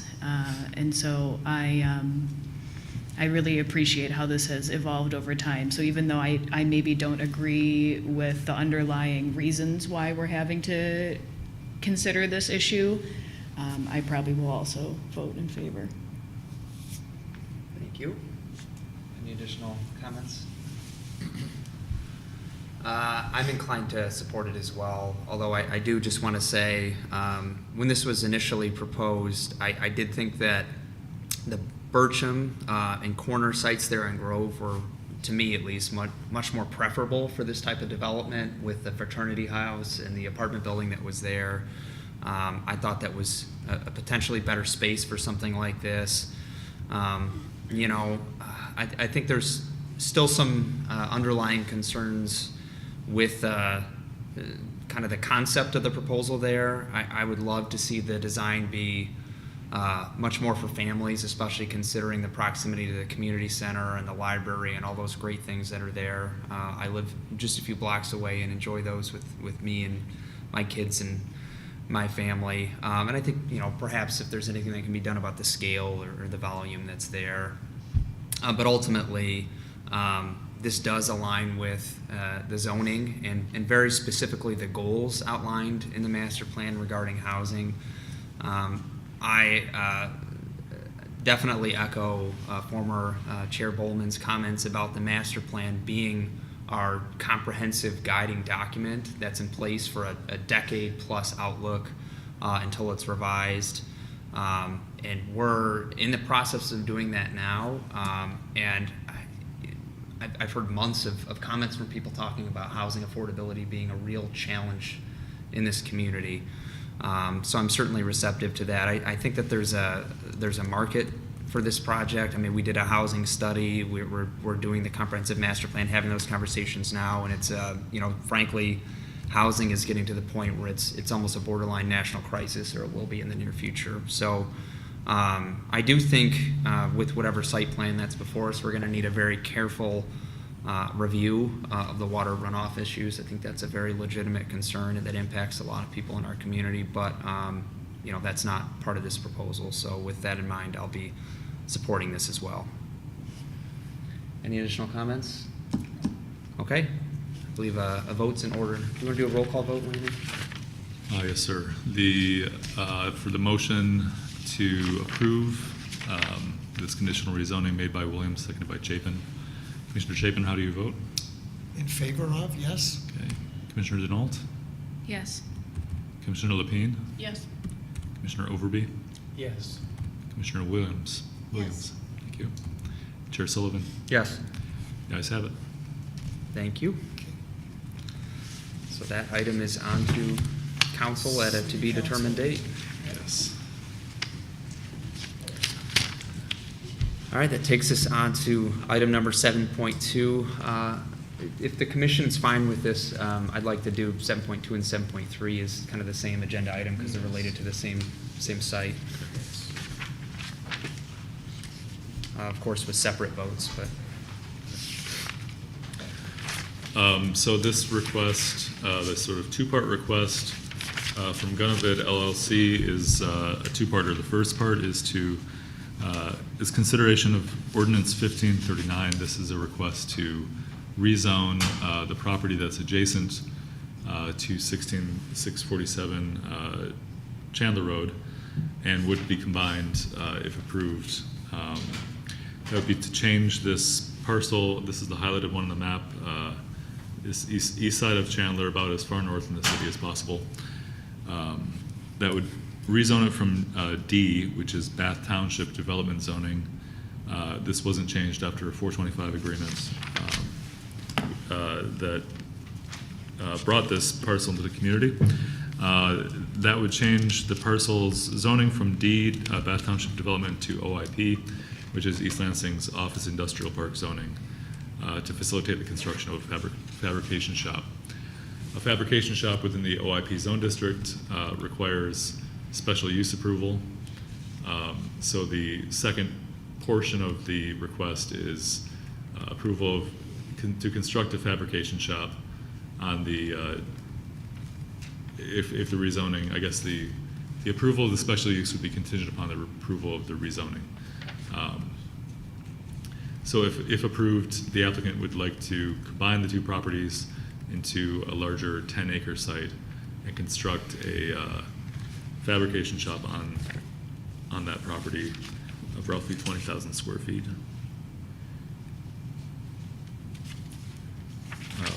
We had some significant discussion about the proposed building, the site layout.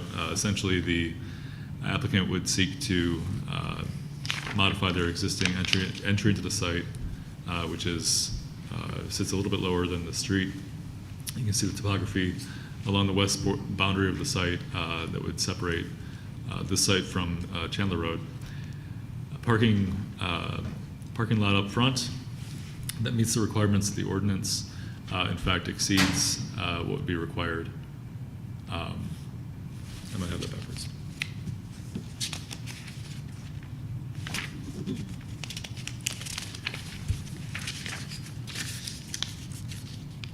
Pardon me.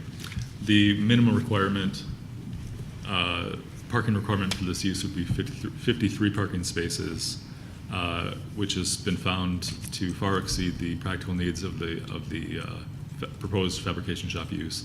The applicant's proposing a total of 24, which the Planning Commission can approve if you're inclined to approve the special use. And that would be a condition of the special use approval if you choose to do so. Otherwise, essentially, the site layout, the building, all meets the requirements of the zoning ordinance for this sort of developments. Can answer questions. Questions for Mr. Bartley? Again, this is a two-part question, so I guess I'd look for the first part of questions and the first motion to specifically focus on the rezoning request. And then we would take the special use. Any questions about the potential rezoning of this site?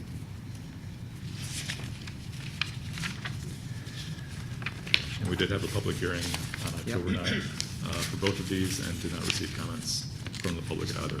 Okay. Well, at this point, we can, we'll have the applicant up to address us, and then we can open the public hearing. Oh, we already had the public hearing, yeah, you're right, it's unfinished business. Sorry, I'm tired. But yeah, if you please want to address us and with any updates or see if there's any questions up here. Yeah, I noticed a couple individuals weren't here before when I described the property in detail. It is a fabrication shop for Gunthorpe Plumbing and Heating. We do a lot of work on Michigan State campus. The occupancy is going to be in the 10 to 12 range. It's more storage. Half the building's about storage. The rest is in a fabrication dynamic for what we do in our contracting business. So the property is zoned for what we use. I think Landon described it as a special use because of the fabrication side. So uses of the building is going to be from 7 to 3:30 on weekdays. So right during the business hours, nothing after hours. So if you have any questions, I can answer any of your concerns or questions. Any questions from commissioners? Commissioner Denault? Hi, I was one of those people who was not here. I was traveling for work. I wasn't just blowing off the planning commission. But, so maybe I had questions about the any noise or odors that might be part of the fabrication process because there are apartments so close. Can Correct. you speak a little bit to any The way issues? Yeah, correct. The way we laid out the building was so we had separation between the apartments in the site. There is going to be some noise outside, but very little. It's going to be more engine traffic of automobiles and delivery vehicles.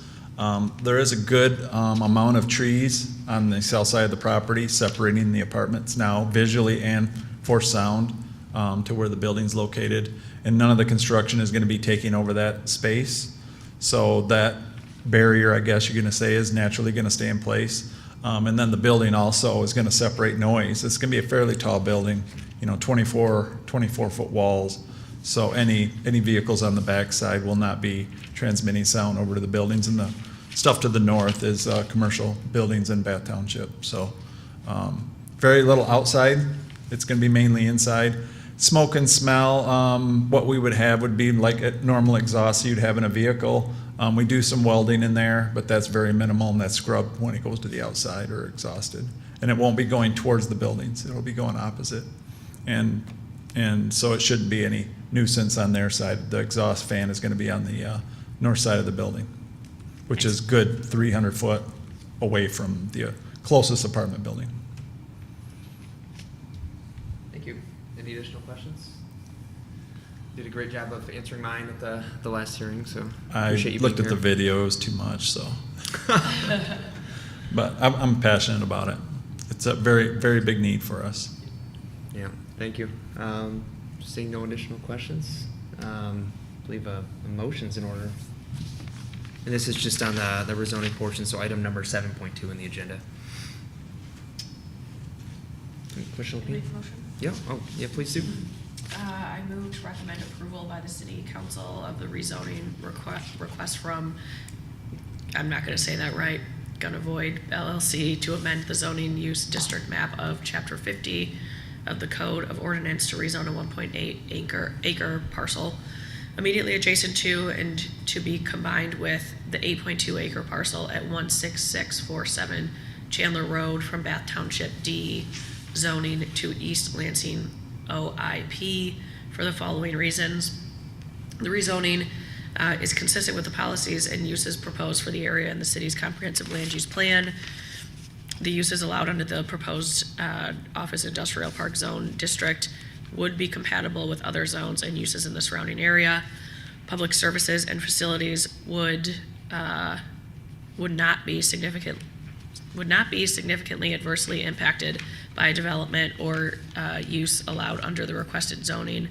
And the uses proposed by the proposed rezoning would be equally or better suited to the area than uses allowed under the current zoning of the land. Thank you. Motion by Commissioner Lapine. Is there a second? Second. Who was it? Oh, seconded by Commissioner Denault. Any discussion on this? All right, yeah. I support it. I think you did a great job of providing an overview. Last time was a little more in depth. I appreciate that. I think it's appropriate zoning for the site. So, all right. Believe a vote's in order then. All those in favor, vote. Oh, I did have a question. oh, you did have a question. Okay. I'm so sorry. Commissioner Denault. Go ahead. And this is a question for Landon, more like a point of clarification. Yeah. You all know that I was going to ask a tree question. Everyone was like just waiting for it. Yes. This is just rezoning, though. Do you want to? Oh, that's true. This is the rezoning one. So Yep, that's why that I could be wasn't a good, asking. Thank yeah, you. Yep. It's been a long week. It's been I a get long it. 2 weeks. So Let's that's, be real. Yeah. Yeah. Completely get it. Okay. Put a Believe pin. a vote's in order. So we can just do a standard voice vote. So all those in favor say aye. Aye. Opposed, nay. Ayes have it. So that will be on to City Council. That brings us to item 7.3, the related site plan application for this rezoning request. So is there any additional questions, Commissioner Denault? Thank you. I saw that in the sort of like land clearance that would be required for the construction of the building, that the applicant will be required to submit specific permits for trees, I think that are larger than 4 inches wide. Is that sort of the same process that we've experienced on the commission, where the reasons for being able to remove trees are like they're dead or diseased, right? Are those the sort of same criteria?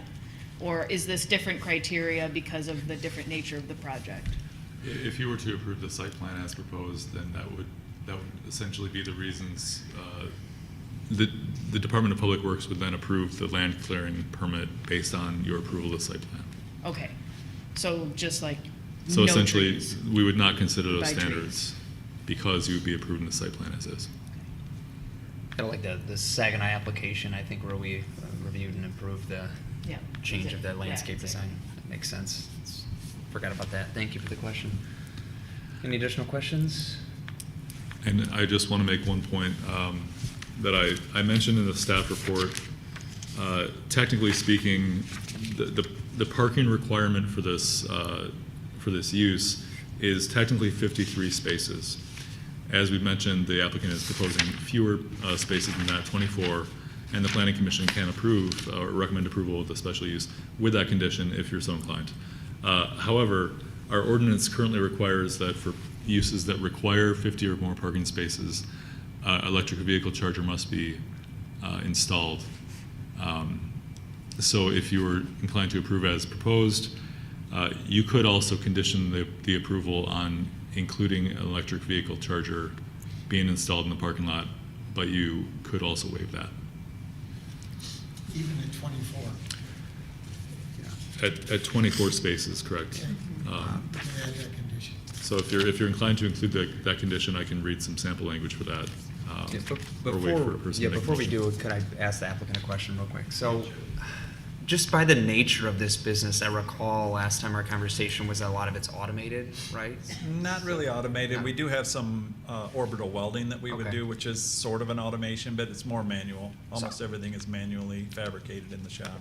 Okay. So Using but- machines and tools. But to my and- question is, how many people are there kind of at once that you said 24 spaces, So, Landon? that's- so the spot is, the thought process is having, that we have design, into the design right now is the maximum of 7 welding bays. So that would be 7 individuals welding at one time. Okay. Right now, we've never, in our existing fab shop, we've never had over 3, just for the fact of the workload that we have. So it is potential for 7, that's why we're looking at 3. And then we have some cutting and assembly outside of that, which could be 4 or 5 more individuals. So we're seeing no more than 10 in there right now with some office space for the guys to do some job site organization. Okay. So that's why we get to about 10 to 12. There might be some staging at points where we might want to do some safety training in this facility also because of the square foot that we have to use.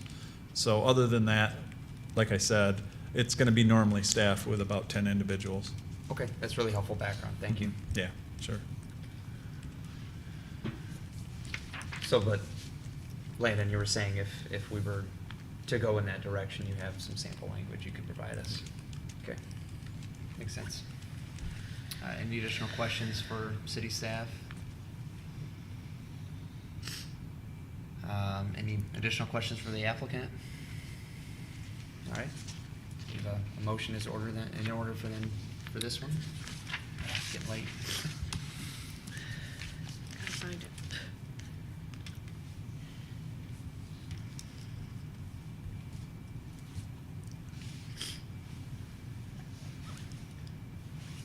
You trying to find it too? I think I found it. Sample language Yep. for a motion is on page 8 of the staff report for the special use. So this is page 154 of your packet. I'm happy to go again. Okay, please do. I move to recommend approval by, is this the way it's supposed to be phrased? I move to recommend approval by the city council of the special use request from Gunvoid LLC to construct a fabrication shop at 16647 Chandler Road for the following reasons. The proposed development meets all applicable ordinance requirements. The proposal meets the standards of review identified in section 50-38 and 50-94A of the Code of Ordinances. The proposed use of the property is compatible with surrounding land uses and will not adversely impact the use and enjoyment of adjacent properties. All right. Moved by Commissioner Lapine. Is there a second? Second. Do I need to list the? You would need to Yeah, read the the conditions. Read the conditions. No, you're fine. Additionally, the following conditions of approval shall apply. Can I say conditions 1 through 8 on page 9 of the packet? Yep, great, thank you. Perfect. Good catch. Is there a second? Second. All right, seconded by Commissioner Overby, motion by Commissioner Lapine. I need a Discussion? Quick clarification, and you mentioned conditions 1 through 8. 8 is a placeholder for additional 1 conditions. through 7. If you wanted to include the additional condition about the electric vehicle charger, I can give you that, but you don't have to. I don't feel strongly either way. Yeah, someone can add it as a Yeah. secondary Thank you, Landon. motion. Commissioner Denal? Yeah, I was actually going to add, not just the vehicle charger, but I think we also have to set a special condition for the reduced number of parking spaces, yes? Yeah, that's It's a one of the condition number conditions. 5. Is it? Yeah. Oh, okay. So, Oh, it's reduced to 5. 24, you're right, it is number, yeah, correct. yep. I'm inclined for going to create a new parking space that we add a charging station. I'm inclined to opt for that, although it doesn't meet the criteria of, what was it, 50? The requirement is for parking lots that are required at 50 spaces. or 50 more. spaces or more. This is 24 spaces, but I think we have an opportunity to add that as a condition, I'm inclined to offer that as a condition. Mr. Chair, just real quick, I'm sorry, was there a second to the motion? Yes, there was. Yeah, There Chuck. was. Oh, Yeah. Okay, yeah. thank you. So it's a motion then? I'm presenting it as a motion, All right. condition number 8. Motion by- Now, it looks like I have a second. Okay, a motion by Commissioner Chapin, seconded by Commissioner Denal. Discussion on that motion, which is the electric vehicle charger, not the whole motion, or not the whole agenda item. No discussion on it? Let's do it. Okay, all those in favor say aye. Aye. Opposed, nay. All right, motion carries, so the main motion is now revised to include an electric vehicle charging station. Is there any discussion on the whole motion for the agenda item 7.3? No? I super appreciated the really detailed environmental review of this space and the historic aerial photos. As a PhD history, former historian, I actually spent most of my time looking at that. But also as a environmental historian, I really appreciated the detailed reports about the environmental conditions of that area. So thank you so much. It really assuaged some of the concerns that I had about larger development on that parcel. Yeah, I think it's a, Charging station sends a message too. yeah. I knew it might be a requirement, so it's something that I wasn't prepared for. All right, thank you. I'm inclined to support. I think it's such an interesting concept, and I appreciate you giving the background on it. I enjoyed learning about it. Also like the connection to MSU and the work that's being done there, and you know it makes sense that this is a better location for the business, and it's good to see this site being utilized potentially. So okay, believe a vote's in order unless there's any further discussion. Seeing none, all those in favor say aye. Aye. Opposed, nay. The ayes have it. So this item is also on to City Council. So again, thank you. Thank you. Appreciate the overview. Yeah.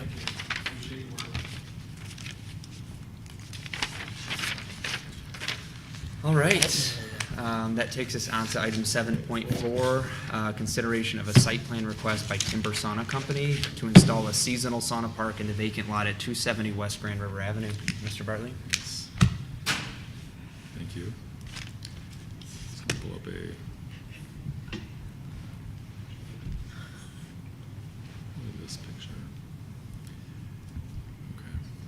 Okay. So the applicant, as you know, this is a request from Timber Sauna Company to install a sauna park or sauna village of approximately 2,700 square feet at 270 West Grand River, which is the northeast corner of Grand River Ave and Delta Street at the west side of west end of downtown East Lansing.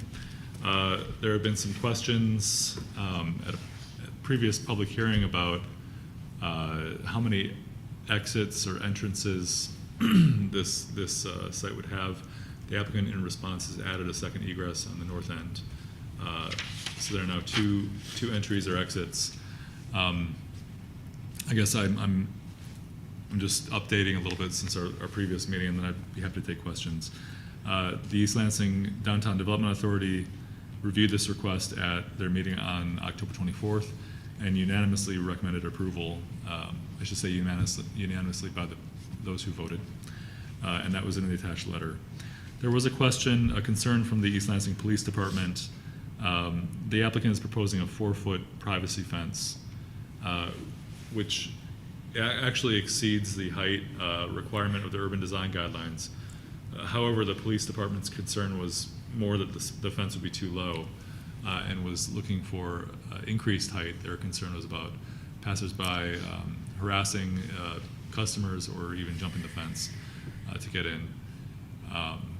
In discussions among staff, we thought that perhaps some sort of a lattice could be a good middle ground that could increase the height but still have some sort of transparency. So I wanted to mention that as a potential change, or if you were inclined to approve this or recommended approval today, that you could include that as a condition of approval. Beyond that, there was some discussion at the last hearing, discussion about electrical. The applicant is proposing a power panel to be installed that would be an exterior grade weatherproof power panel, but doesn't have that yet figured out as far as exactly where on the site that power panel will be added. And that would be removed when the installation will be removed. This is intended to be a seasonal use. The applicant had originally hoped to have something open by Thanksgiving if the timing had worked. The timing didn't work for that. So if this were approved, which if approved tonight, this is a site plan request, not a special use, so the city council could potentially see it at their meeting next week on November 19th. But the applicant is proposing to close this sauna park, I believe, in April of 2025. So it is meant to be a temporary seasonal use. If I would say that if the Planning Commission is inclined to approve that, but not as a permanent use, then you'd want to condition your approval on an end date of April 2025. Because if you don't, then land use rights are conferred onto the property, and the applicant would not have to stop. Or you could also say something like, we'd be totally happy with it. You don't have to put a timing or a schedule on your conditions, especially if you want the applicant to be able to return for future years. But if you'd want them to come back to the Planning Commission and City Council next year to ask for the same, essentially to reopen, then you can do so through conditions. Can I answer the questions about anything I've just said? But before we open it up to questions, could you explain the lattice concept a little bit more? Is there an ideal height you have in mind for the lattice? We would normally cap off our height at 6 feet. Okay. So the applicant's proposing a 4-foot privacy. The police department has suggested increasing the height to 6 feet. So our idea is proposing that lattice would be a 2-foot lattice atop a 4-foot privacy fence. And it's been a while since I've looked at it, but I know the city has a nice document that details like the fence types that people are entitled to under certain circumstances. It's essentially you're proposing exactly the lattice. No, this would not meet the urban design guidelines for what it's worth. Okay. The urban design guidelines would say let's have a 3-foot transparent fence, like a wrought iron kind of ornamental fence for front yards in the downtown district. So this would not meet, regardless, the urban design guidelines. You can't approve something that doesn't meet the urban design guidelines. I think that with the addition of lattice, our intent was to sort of speak to the design guidelines having some sort of more ornamental transparency as well as a fence, but it still doesn't meet it. We could put a little bit more clearly. So you're talking about 4-foot fence and then potentially 2 feet of lattice. Correct. 1 foot of lattice. Okay. 2 feet. Thank you. Sorry. Any additional questions for city staff? I had 2 more quick ones. So you mentioned police feedback. Was there any other city staff feedback? I don't know that I saw any in the agenda packet. Did anybody else need to weigh in?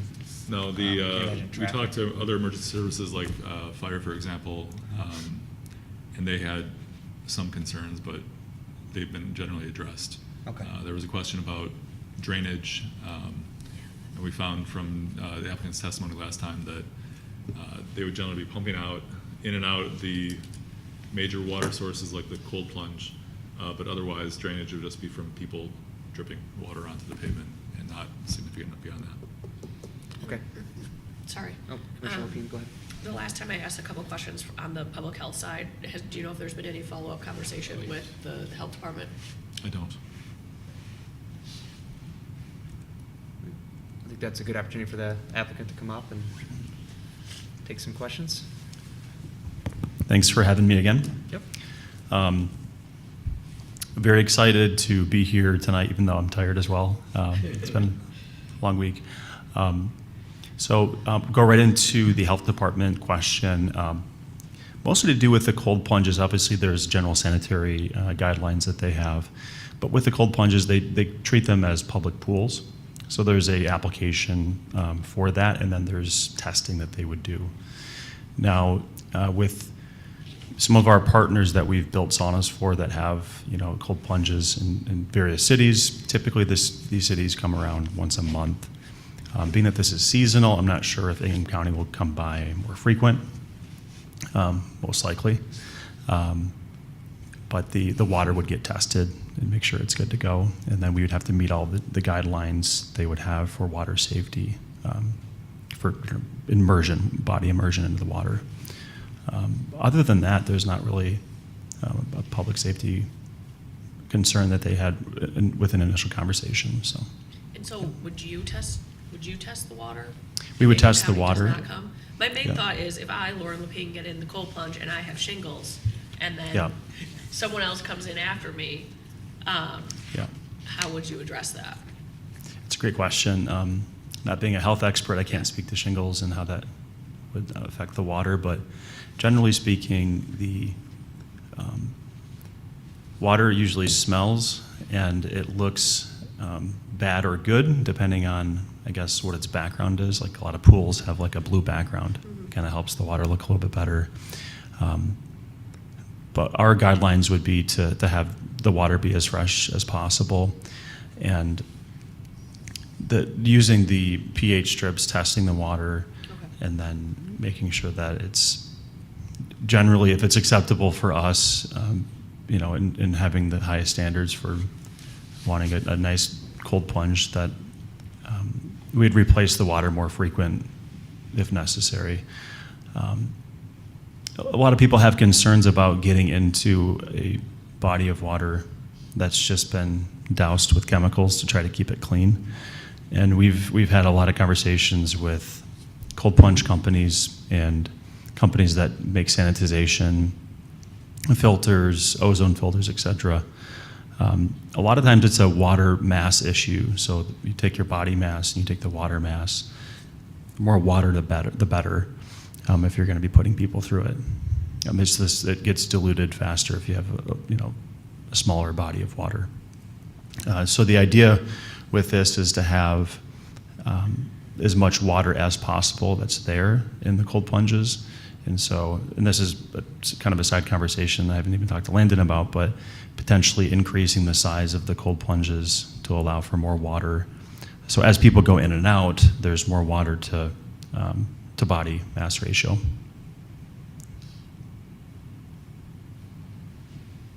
Any additional questions? Commissioner Chapin? No, I would just, I kind of picking up on what you said, Landon, about a May 1 or end of April. I kind of like that concept. It's very unique. I'm a little concerned about the location. It's such a high profile, high visibility. Not sure it's the best spot for what you have in mind, but that's just my personal reaction. I think it's unique. I think it's clever. I would kind of be of the mindset that we ought to, say, pass it on to the city council with a May 1 recommendation to end, reevaluate, and reconsider moving forward, would be my thinking. Commissioner Denal, then I have a couple quick questions.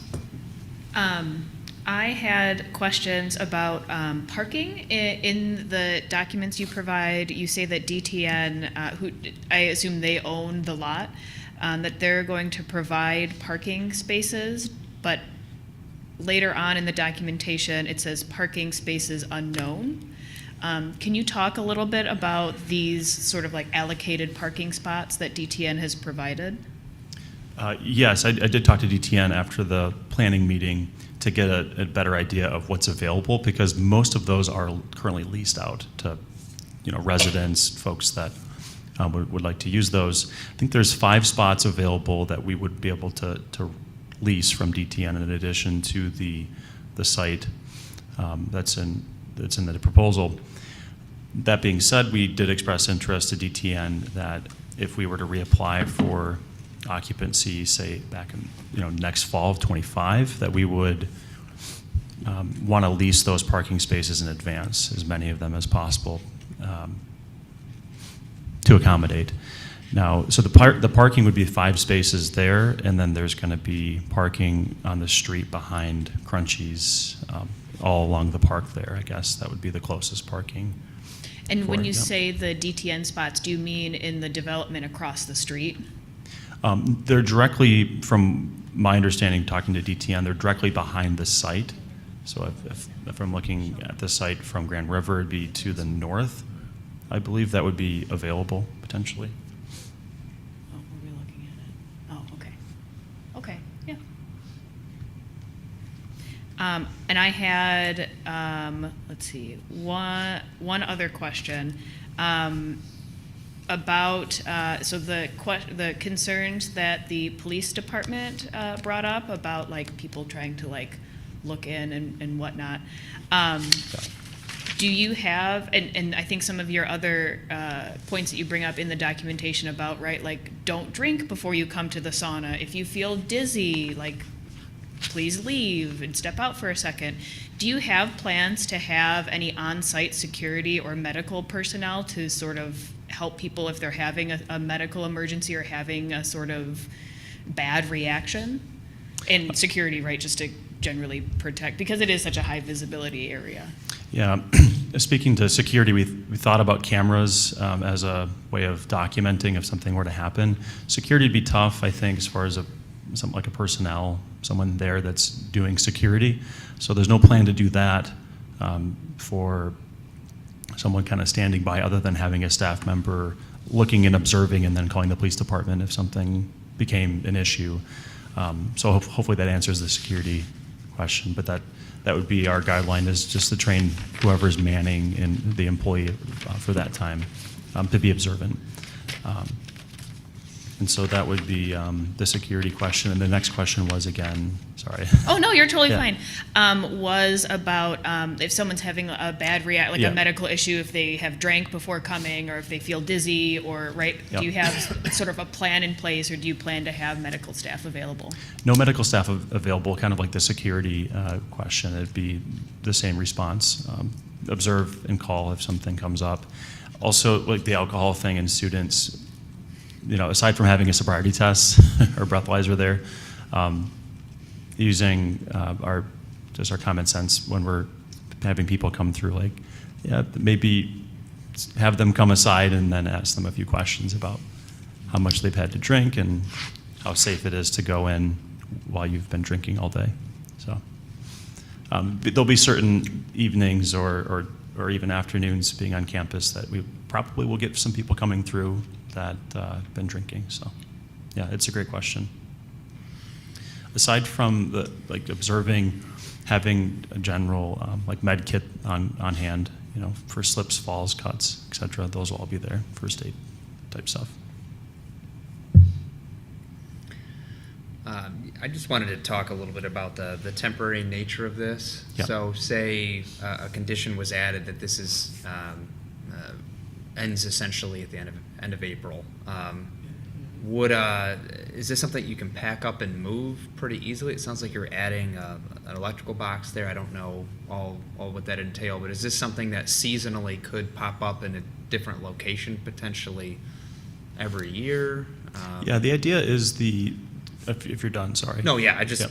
just a general comments about kind of the temporary nature of this. Could it move locations? How does it pack up? That's just what I was Yeah. hoping to get more background on. Yeah, the inspiration, to answer your question more broadly, is from Moki Sauna that we built saunas for in One Cold Plunge in Boston. They're at the Greenway, and in the summertime, for kind of your spring, summer, and part of the fall, there's a brewery there.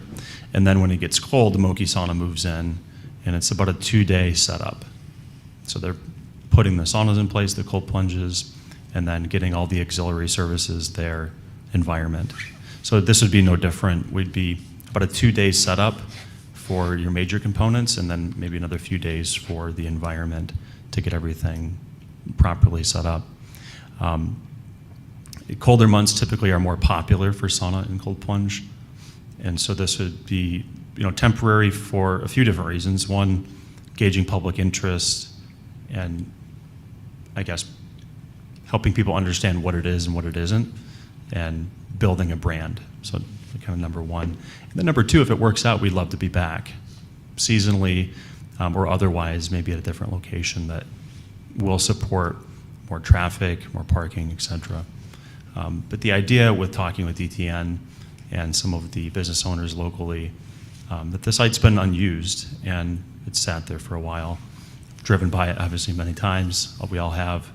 And going back to Moki, having this urban environment with a kind of an oasis, not in the middle, but pretty close, that people can walk to, drive and find parking and go to. So hopefully that answers your question about the temporary nature of it. By no means are we just trying to try it out and see what happens, and we'll take it seriously and make sure it's a success for the city and for the residents.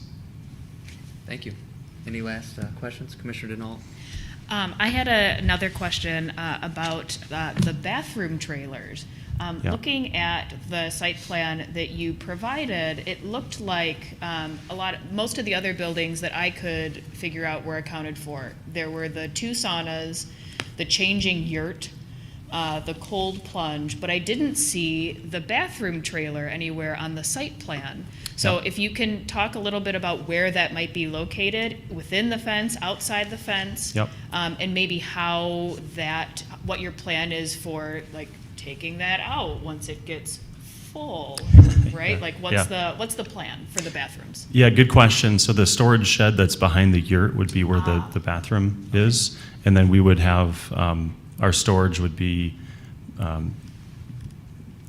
on site, but anything that we would need, we'd have to take there, and it would be part of the operations for the day, and then be taken back. The yurt will have some storage in it, but nothing major like that shed was going to provide. But addressing the bathroom issue, we had to bring in the trailer to have that be, to accommodate for, because you obviously need one there. So yeah, that's for the site plan. If this gets approved, this is a conceptual idea, right? The trailer would be updated and put into the graphics. Okay. Yep. Within the fenced area or Within the outside? fence, within the fenced area, yeah, kind of where that storage shed is. Okay. Behind the yurt there, with the doors open. It's hard to understand from the top-down view. It but, is. Yeah. And I imagine that you'll have access to be able to move it out and move it back in, like a gate or something in the fence. Yeah, Okay. the septic company would come and pump it out. Oh, okay. Whenever necessary. That's how these things are typically taken care of. Is you have a septic company and they'll come Makes pump it more out sense. and yeah, Okay. hopefully in the morning. Yeah. Thank you. Yeah. All right. Is there a motion? Well, one last question, if you don't mind. Hypothetically, if we approve this tonight and move it on to the city council, that's what we would do. Hypothetically, they approve it next week. Are you seriously ready to go by Thanksgiving? No, the idea that this process is obviously we came to Landon kind of later in the game. That hey, if we could get something approved, this would have been 2 meetings ago, the canceled one, and then the one that we were at originally. That Thanksgiving would have been a target date. So now we've pushed it to January as far as our ideal month of open. So after the new year, the holidays really are. If you're not prepared for them, you got to wait till they're done. Okay. All right. Mr. Chair, Yep. if I may, if someone is going to make a motion to approve, I just have some potential changes or modifications that I propose to the conditions of approval. Okay. Specifically, number 3 talks about required permits should be obtained. I just, for some reason, probably just force of habit, wrote interior renovations, and there's no interior here, so I would change that to construction. If you're inclined to change condition 5 about fencing, that I would specifically suggest, if you want to add any language about lattice work, like, and that a 2-foot lattice shall be added on top of this fence, if you're so inclined, for a total height of 6 feet. And then finally, if you're inclined to put a date, an end date, you'd want to put that into condition number 8. That's all. Thank you. That's really helpful. All right. With that in mind, is there a motion that could potentially consider the items suggested by Mr. Bartley? You've already done 2. You off the I already hook. did 2. Yeah. Yeah. I remember somebody else. I don't know. I know. Except for the last meeting. I think at the last I meeting, mean, you may really, have we to should do all do of them, yeah. better. We should do better at this end of the table. Let's I call know, it like it's- it is. yeah. However, that said, we'll try to do better at the next meeting. Oh. How's that? Okay. I will not get this correct, so. 3 in a row, wow. We'll just go with it. All right. I move to recommend approval by the city council of a request from Timber Sauna Co. To install a seasonal sauna park in the vacant lot at 270 West Grand River Avenue for the following reasons. The proposed development meets all applicable ordinance requirements. The proposal meets the standards of review identified in sections 50-38 of the Code of Ordinances. The proposed use of the property is compatible with surrounding land uses and will not adversely impact the use and enjoyment of adjacent properties. And the following conditions of approval shall apply.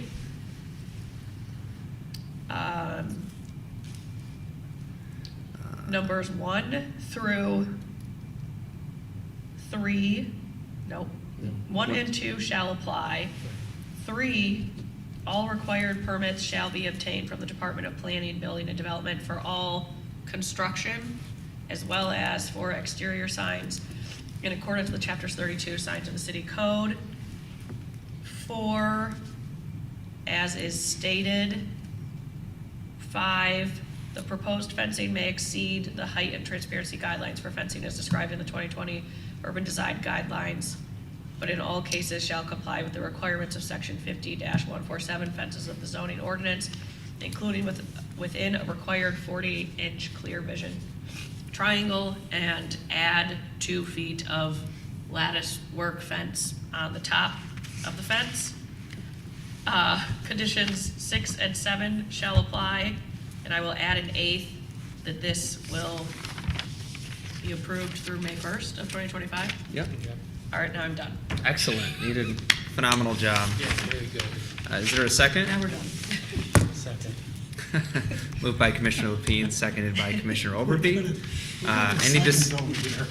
Any discussion on this? It's 3 pent-up meetings, right?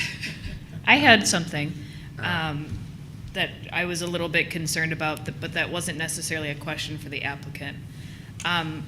I really like this idea. One of the things that we heard from students who were working on recommendations for the comprehensive plan update is that they wanted a bigger diversity of businesses and stuff to do downtown that wasn't just like drinking and bars and clubs. And I think that this really fits into that sort of thing that I think people are looking for.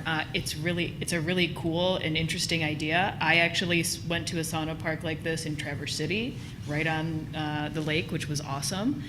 And so I'm inclined to approve. However, I walk and drive through this intersection of Delta and Grand River daily. And it is an awful and very dangerous intersection, both for pedestrians and for drivers. Because there's no traffic light there, trying to make a left onto Grand River from either end of Delta, I was almost hit, actually, coming here by someone who was just blindly turning left and wasn't able to see my car coming down Grand River. I do have some concerns about pedestrian visibility as well, given how close, according to the site plan, this 6-foot fence is going to come up against the sidewalk. I'm thinking of people who are leaving Crunchies at 2 a.m., right, and not really paying attention to where they're going. It's dark in that intersection, right? I don't know that drivers are going to take the time to be able to see around the 6-foot fence before just going through that intersection.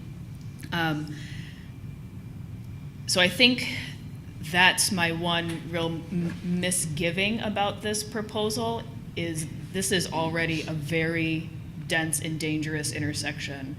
And just with the additional height of the fence and trying to be see around it, it just gives me so much anxiety, especially for pedestrians.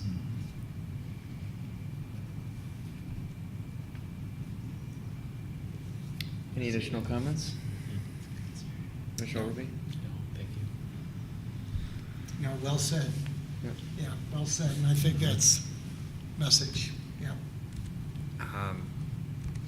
I will say, from the conversations we had last time, I appreciate the addition of a second entrance and exit. I think that was potentially problematic if there was a fire or some other issue there. And then I think the concerns regarding the hours were heard too, as you proposed to reduce the overall hours that it's open. Yeah, I never would have thought about this use for that site for, in a million years.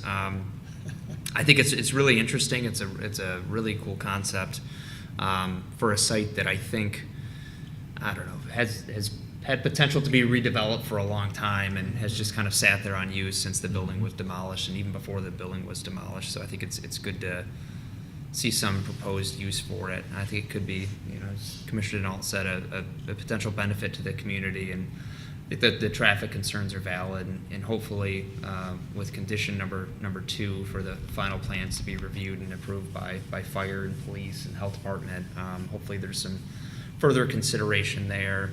And I like the idea of this ending in April. So if it doesn't go well and it's not a good fit, then it's not continued. But if it is a good fit, it could be continued or expanded or moved or whatnot. So concerns are valid. I'm comfortable moving this on to council to consider. But I think it's an interesting use for the site. So any other comments?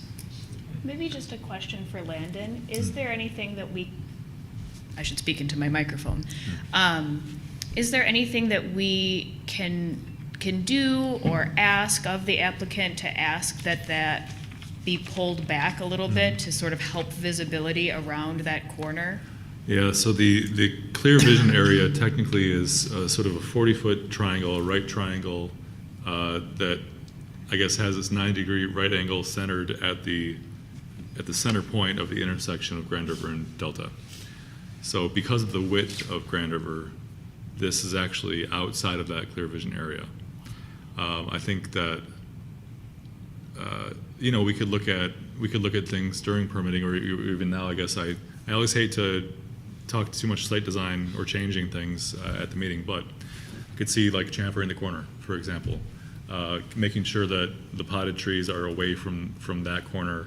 Specifically, that could be location for a sign saying, hey, here's something, so that, or I think there could be some sort of a treatment that could be done to that corner that could maybe soften the corner, including cutting off part of it.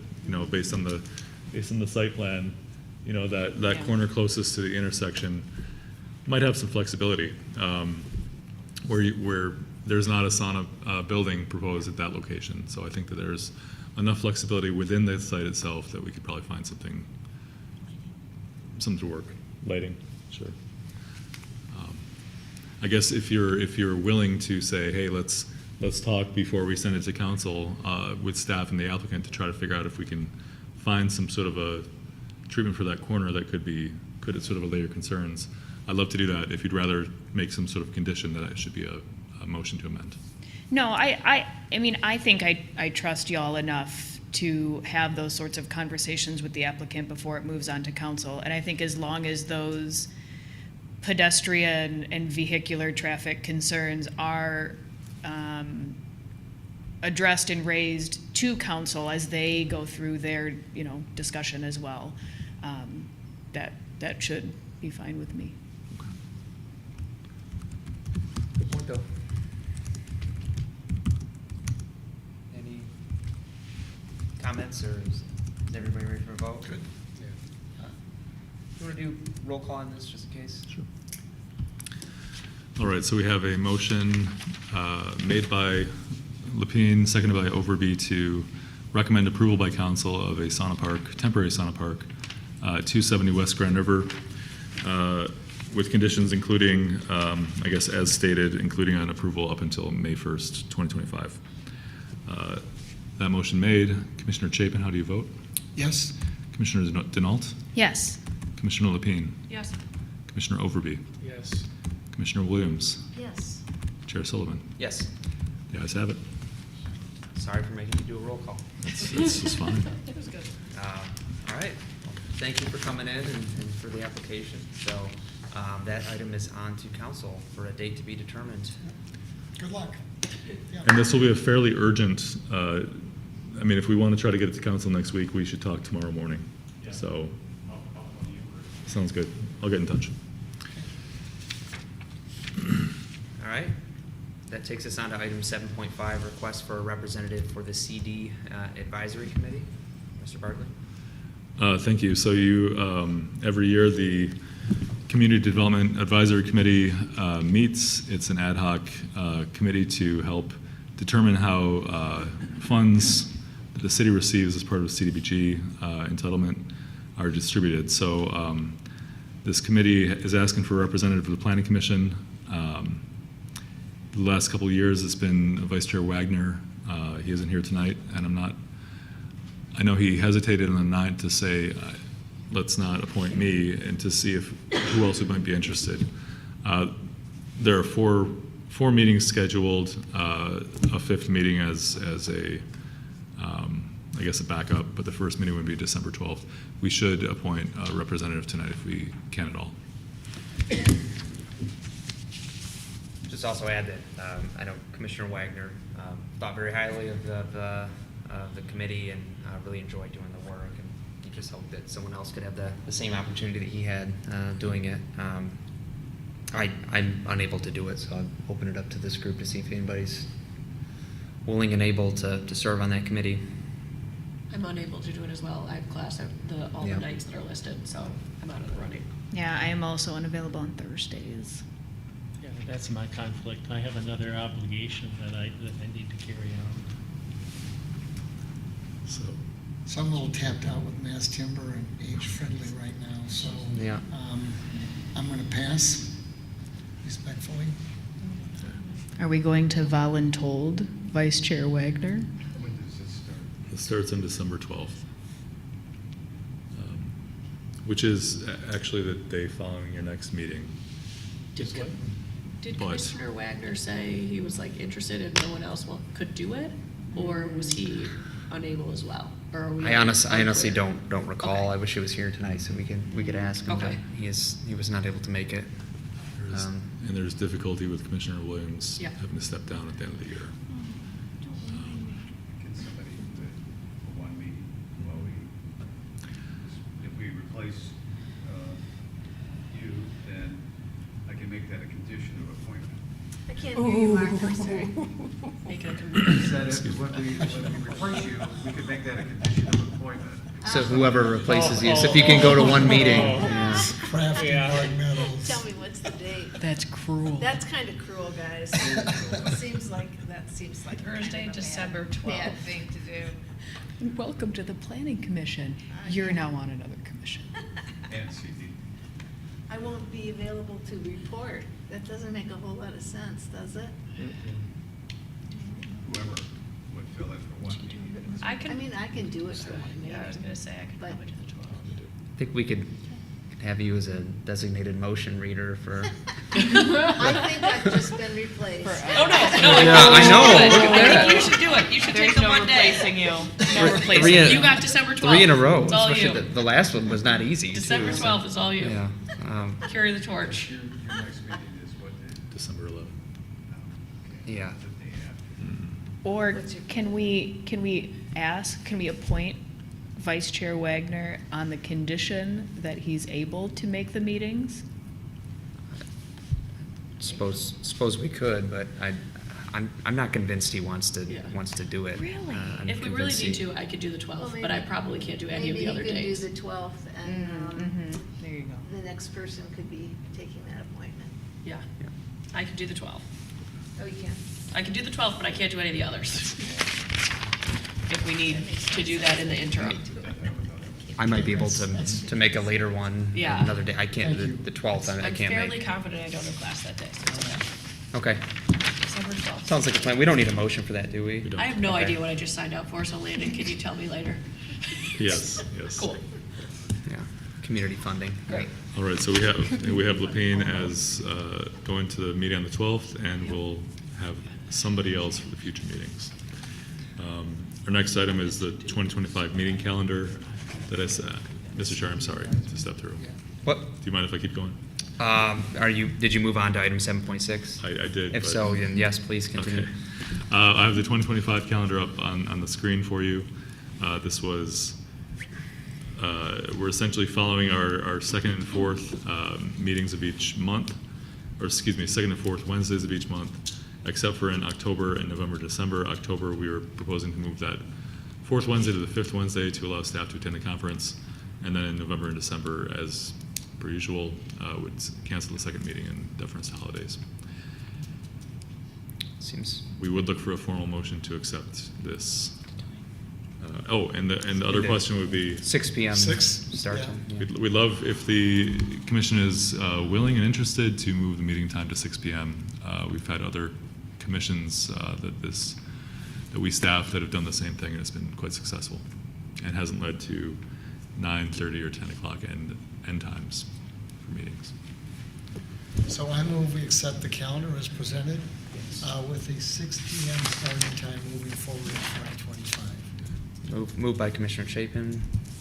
Is there a second? Second. Seconded by Commissioner Overby. Discussion on the proposed calendar dates and new start time? Is there any conflicts with the start time? Yeah. It would be really difficult for me to make 6 p.m. I'm not gonna lie. Just given I am almost late every week at 7. I mean, you see me come in, like rush in here 5 minutes before. So, but I'm one person of many, and I understand that this is a really long and difficult night for staff, so I'm really sympathetic to that. So.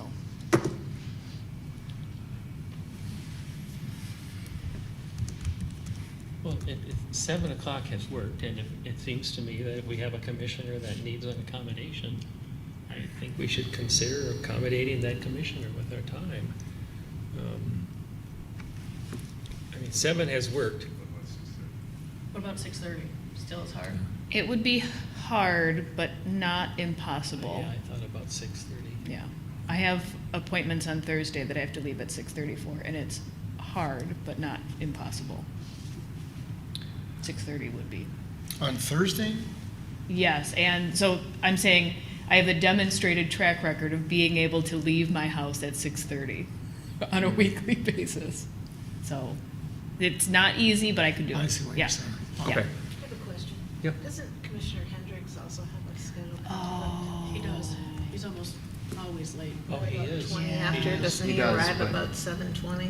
When does his term end? I don't know, maybe his term is ending, I'm not sure. I'm not sure when his term ends. I would have to I'll look. defer that question to city staff. May I He's also not suggest- here to comment Is on it, right? it possible for us to approve the dates That's today exactly with the what I was caveat gonna of say. like, Yeah, and then we've we'll have a struggled to new- make we'll quorum have a in the new past. commission, Yes, and maybe adjust the time in the January meeting, yeah, we can do or that. take a vote in the January meeting on the time. Yeah, I So- defer that question to city staff too. I would ask that if we're going to make it, if we agree to adopt the calendar tonight, if we're going to wait on adopting a time, we should do that next month, not wait until January. Okay, Okay. all right. Just because we need to publish the calendar and Will our set- new appointee, set a- will our new commissioners be in place by that time? We would hope so. Okay? We might also, sorry, I'm speaking out of turn, but we Okay. might not know this by then. Can we do some of this over email? Like flesh out the time, or no? We can't discuss the time among ourselves? Does it have to be in this meeting? It's a public meeting, probably should be Open Meetings Act. Okay. Yeah. Probably. I was just thinking that might be the easiest way to hear from all Yeah. of So- the commissioners, but I totally get if we can't do it over email. I think that's an amenable direction to go to approve the dates tonight. Yes. Talk about the time at the next meeting and settle on the exact time then. However, someone's going to have to make a motion because the original motion, I believe, stated. Okay, 6 so o'clock. I I think you just delete my revise mo- it. Yeah. Just revise your motion. I revise my motion to accept the dates for 2025, but not the starting time. Or the starting time remains the same at 7 until we change that by a vote of the commission. Okay, but I think procedurally, you're just making a motion to revise your original motion, which we can Okay. adopt real quick, and then we'll Okay. approve the whole motion. Do that as a friendly amendment. Okay, so I make a friendly amendment to revise my motion Yeah, to accept the dates for 2025, yeah, period. okay. Yes. Noted. All You got those- some competition. Yeah. I was gonna say, Yeah. we were talking down here, you're doing great. I swear they told us Easiest not to motion do of the the, night, yeah, but, I swear they you told know, us not to do the that's what friendly you're amendment stuff at competing the parliamentary, but, yeah. Tripping ourselves up tonight. All right, so this is, to be clear, you're proposing to just revise the original motion as a friendly amendment. We're all voting on the original motion. Got it. So all those in favor, say aye. Aye. Aye. Opposed, Aye. nay. Yep. Motion carries, so the dates are approved for 2025 with the time for the 2025 meetings to be a potential agenda item at the December meeting. All right, that takes us on to item number 8, new business. There is none. Number 9, commissioner concerns. Is there any concerns? We have one Sweet. more item. 7. Yeah, what about So sorry. Oh, sorry, 7.7? I missed one. And I have a one-slide presentation for you. Okay. There was some discussion of, this is not it. This is what I'm trying to do. One more, please. There was a discussion of the Green Code Study Committee last time, and requests for a little more detail as far as how we propose to, I guess, design this committee. We've had significant discussions among staff since our last meeting, and originally I had proposed a 13-member commission, and what we're proposing instead on this slide is essentially the Green Code Study Committee has a charge to look at first to look at stormwater management. Stormwater has been a major topic of concern this year, and so the intent would be that this committee would really dive into stormwater and how do we need to adjust our standards if we need to, and then make recommendations to council, presumably by the middle of next year. Then move on to other issues about, is our code, our ordinances green enough? Should they be changed green enough? And so the question might be, what does that mean? And how do we change those? But have a little more time, a little less urgency, I would say. And that might include landscaping requirements, tree planting guidelines, tree removal or land clearing process, enforcement, EV charging. We've talked about parking numbers, the green building policy that was adopted several years ago but hasn't really been codified. So there's quite a bit out there. The Commission on Environment in particular has sort of been itching to do a green code audit, and so the committee would essentially move into that sort of activity after really focusing on stormwater management. Because of the sort of bifurcated nature, I guess, of the committee's work, at staff we discussed, should this, for the Mass Timber Committee, for example, we had exterior parties like MSU actually on the committee. But there was enough discussion, enough, I guess, concern about changing people, changing groups that would be more or less appropriate, that we're proposing an internal committee made up of existing members of boards and commissions, specifically Planning Commission, Commission on Environment, Building Board of Appeals, Transportation Commission, and City Council. And so that would be 5 members. We could potentially have multiple people be appointed to be on this, but if there's a question of a vote, each one of those bodies would then just have 1 vote. So we'd have a sort of 5-member representative, or made up of bodies. The representative could change, but those bodies would form the sort of voting committee members. And then we would expressly invite many different stakeholders and organizations from around the community to participate, to listen in, to make their feelings heard, to act as subject matter experts. This would include members of other City of East Lansing boards and commissions, East Lansing schools, several MSU departments or schools, the Michigan Tri-County Regional Planning Commission, Middle Grand River Organization of Watersheds, State of Michigan, EGLE particularly, or MDOT, and others, which we wanted to make sure that we were sort of specifically including developers and builders and others from sort of the development community. So I guess what I'm looking for tonight is a motion to approve this form, where we essentially have a much smaller committee with a larger scope, and that the makeup of who's actually on that committee might be a little bit fluid, except that the bodies that they're representing would stay static. Does that make sense? Yes, to be clear, the only voting members would be the 5 outlined, the city council member and then the various commission members. And then the items listed below, this external stakeholders would be essentially consulting those that are voting. And we would ask people to come, to participate in this committee, like, be a part of it. But if it came down to a vote, and I expect that things will, because it's specifically about East Lansing codes, ordinances, guidelines, standards, it would be just currently appointed boards and commission members. And then one person per. Correct. Per One 1 vote through 5. Commissioner Lepine? Anything that's voted on would still have to go to city council, correct? Correct. Okay. This would be a recommended. But we would have vote. you would have someone from city council that would have a vote on this committee that could then also have a vote at city council? Yes. We do that on the Okay. DDA as well. Okay. And Brownfield and several others. Yeah, okay. Can I comment on this too? Because I'm going to urge you to actually do this. But I want to point out that you might want to have more than one member from the planning commission on this. This is really the chair's decision as to create a subcommittee. Yeah. And I just think that, given that it's a planning commission committee, that maybe you want to have 1, 2, or 3 members from the planning commission be on this. And that's how we've done it in the past when we've had subcommittees. I know before your time, of course, but you still want to be in control, okay? And I think that would be something that I recommend to you. The other thing I want to point out to you, because one of the things is to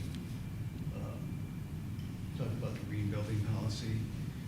First of all, Landon has pointed you to stormwater. There was 100% view on the city council that we need to address this now.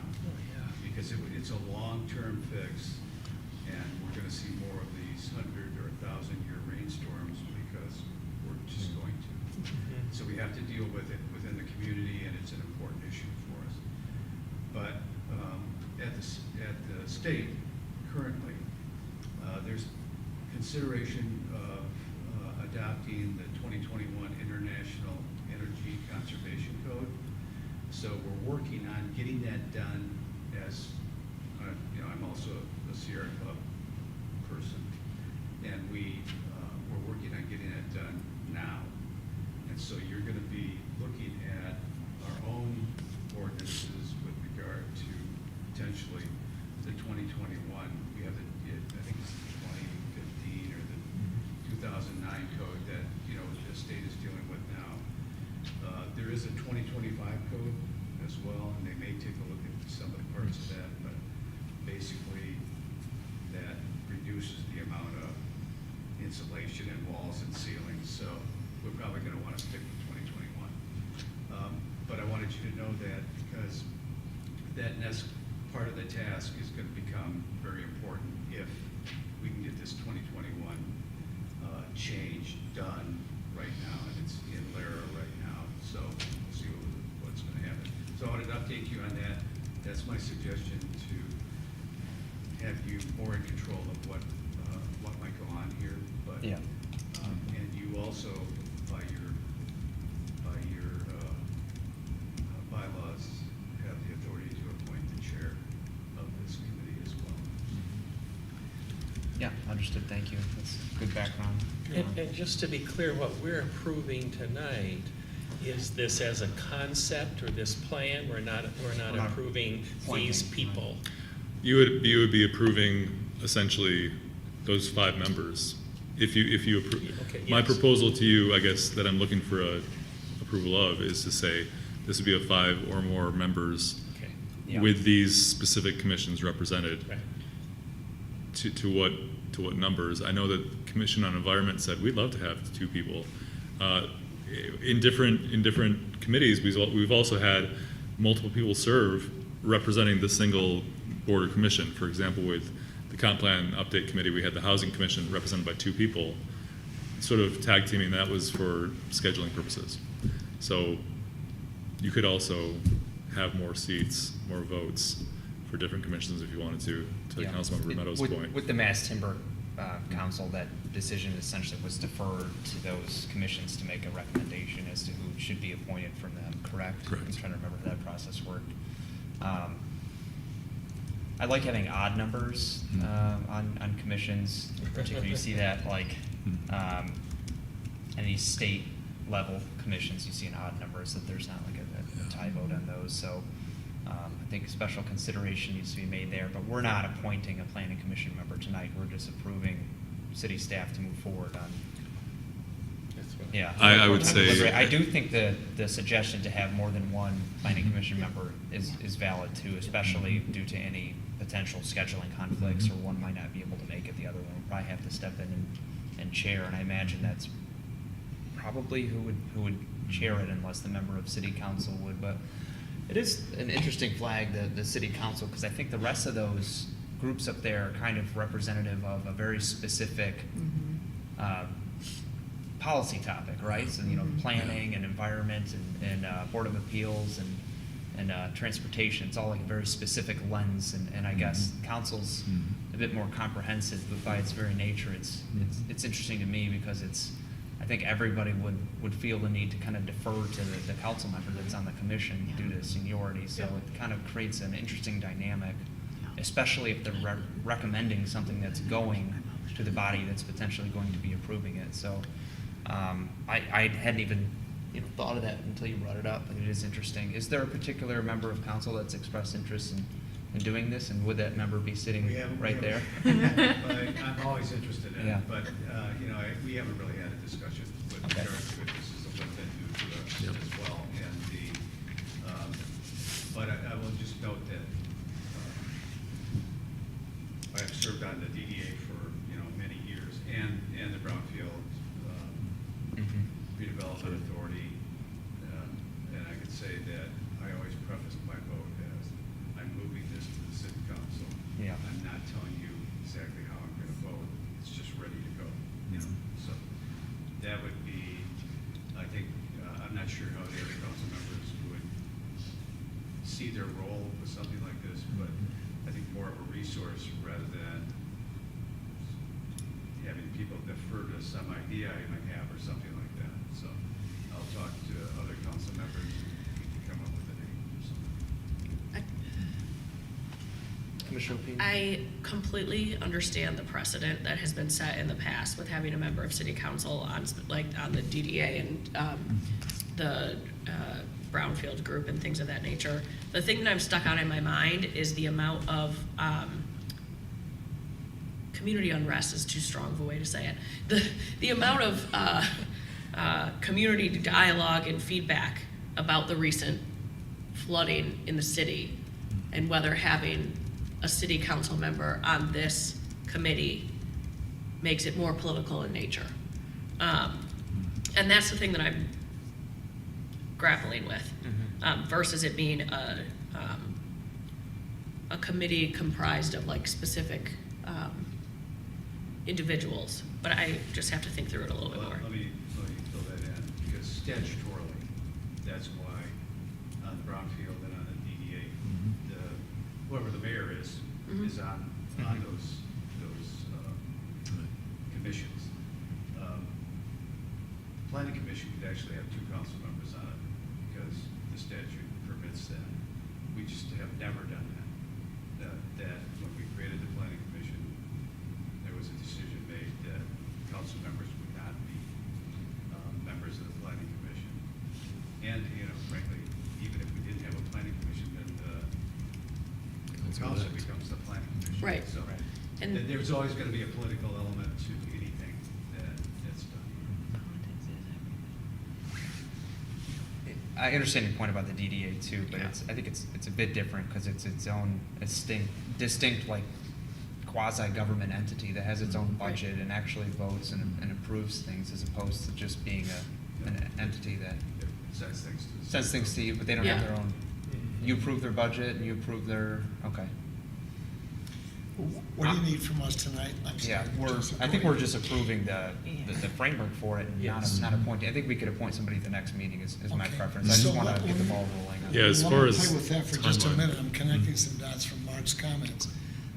Proposed members is a little nebulous, and then it identifies 5 categories, if you will. Yeah. It doesn't really identify, one planning commission member.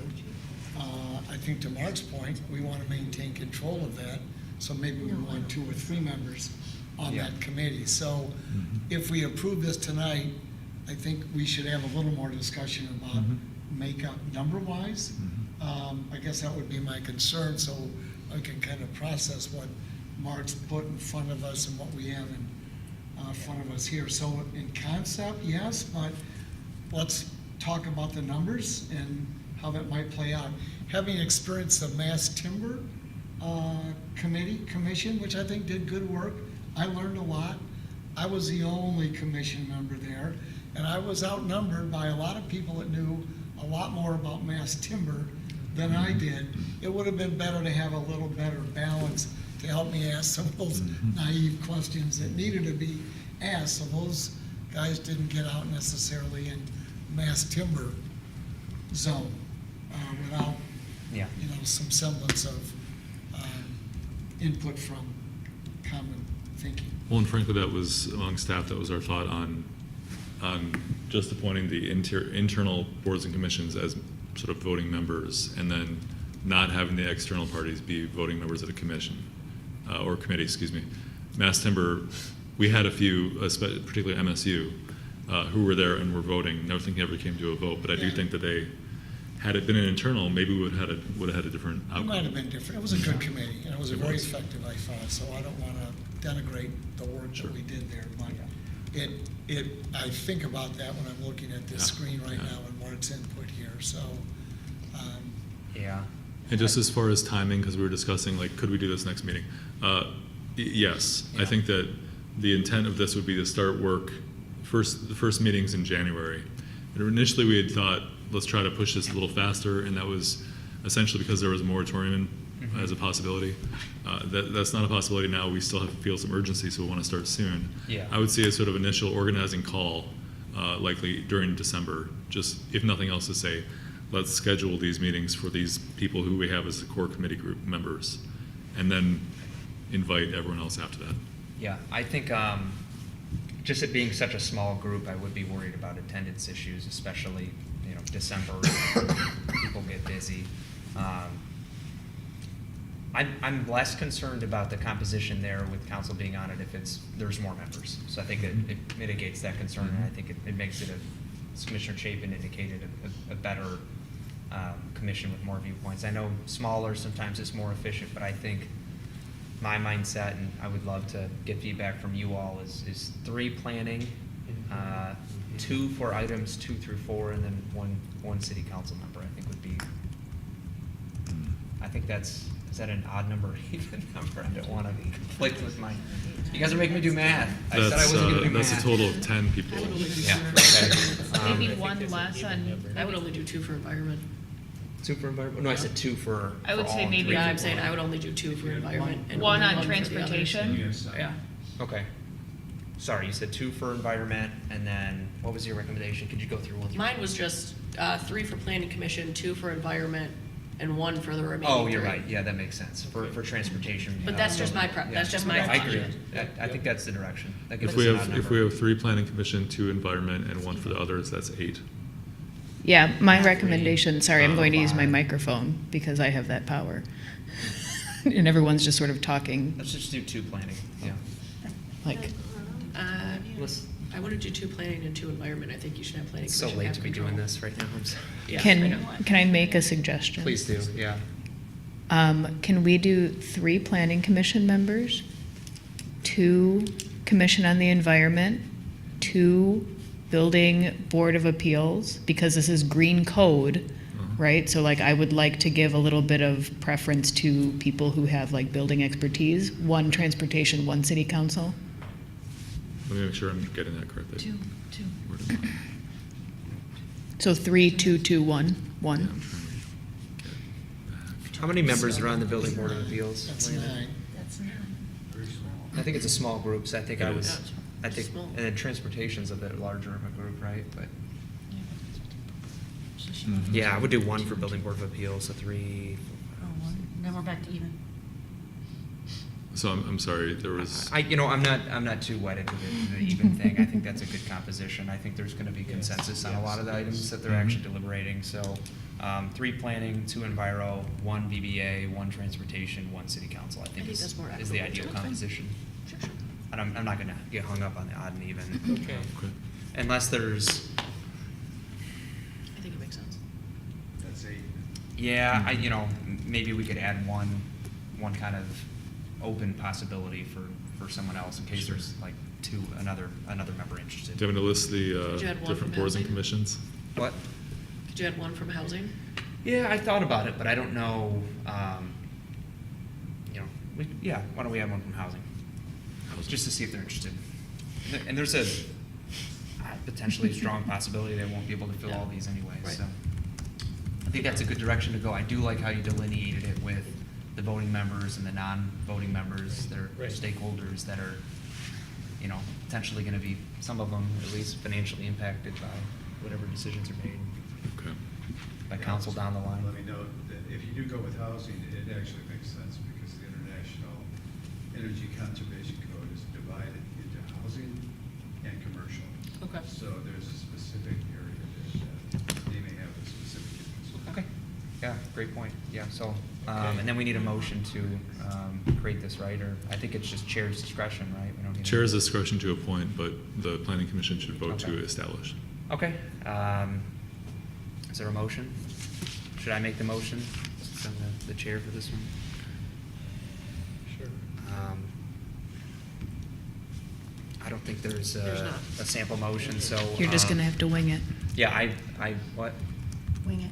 Oh, I'm gonna wing it, so. Yeah. I'm gonna make Cynthia look bad with how good I do this motion. So, I move what about me? to create a proposed green code study committee with the following members, as proposed: 3 members of planning commission, 2 members of the, Commission on sorry, Environment. it's the font is so small, commission on the environment, 1 member of the building board of appeals, Right. 1 member of the transportation committee, Right. 1 member of the housing committee, and 1 member of city council with advice from stakeholders as proposed by city staff, and give city staff the authority to implement and administer the new commission. Second. Let's do it. All right, moved by Chair Sullivan, seconded by Commissioner Denholm. Is there any discussion on this? Yeah, I mean, I think it's Good kind of hybrid. self-explanatory, Good but I'm willing hybrid. to volunteer for it later, but we can talk about that at the next meeting, so. All those in favor, say aye. Aye. Opposed, nay. Ayes have it. Now that takes us on to item number 9, commissioner concerns. Is there any commissioner concerns? Business. All right, no concerns. I believe a motion to adjourn then is in order. So moved. Moved by Second. Commissioner Overby, seconded by, was it Commissioner Lapine? Seeing no discussion, all those in favor say aye. Aye. Opposed, nay. We are adjourned at 10:04 PM. Good job.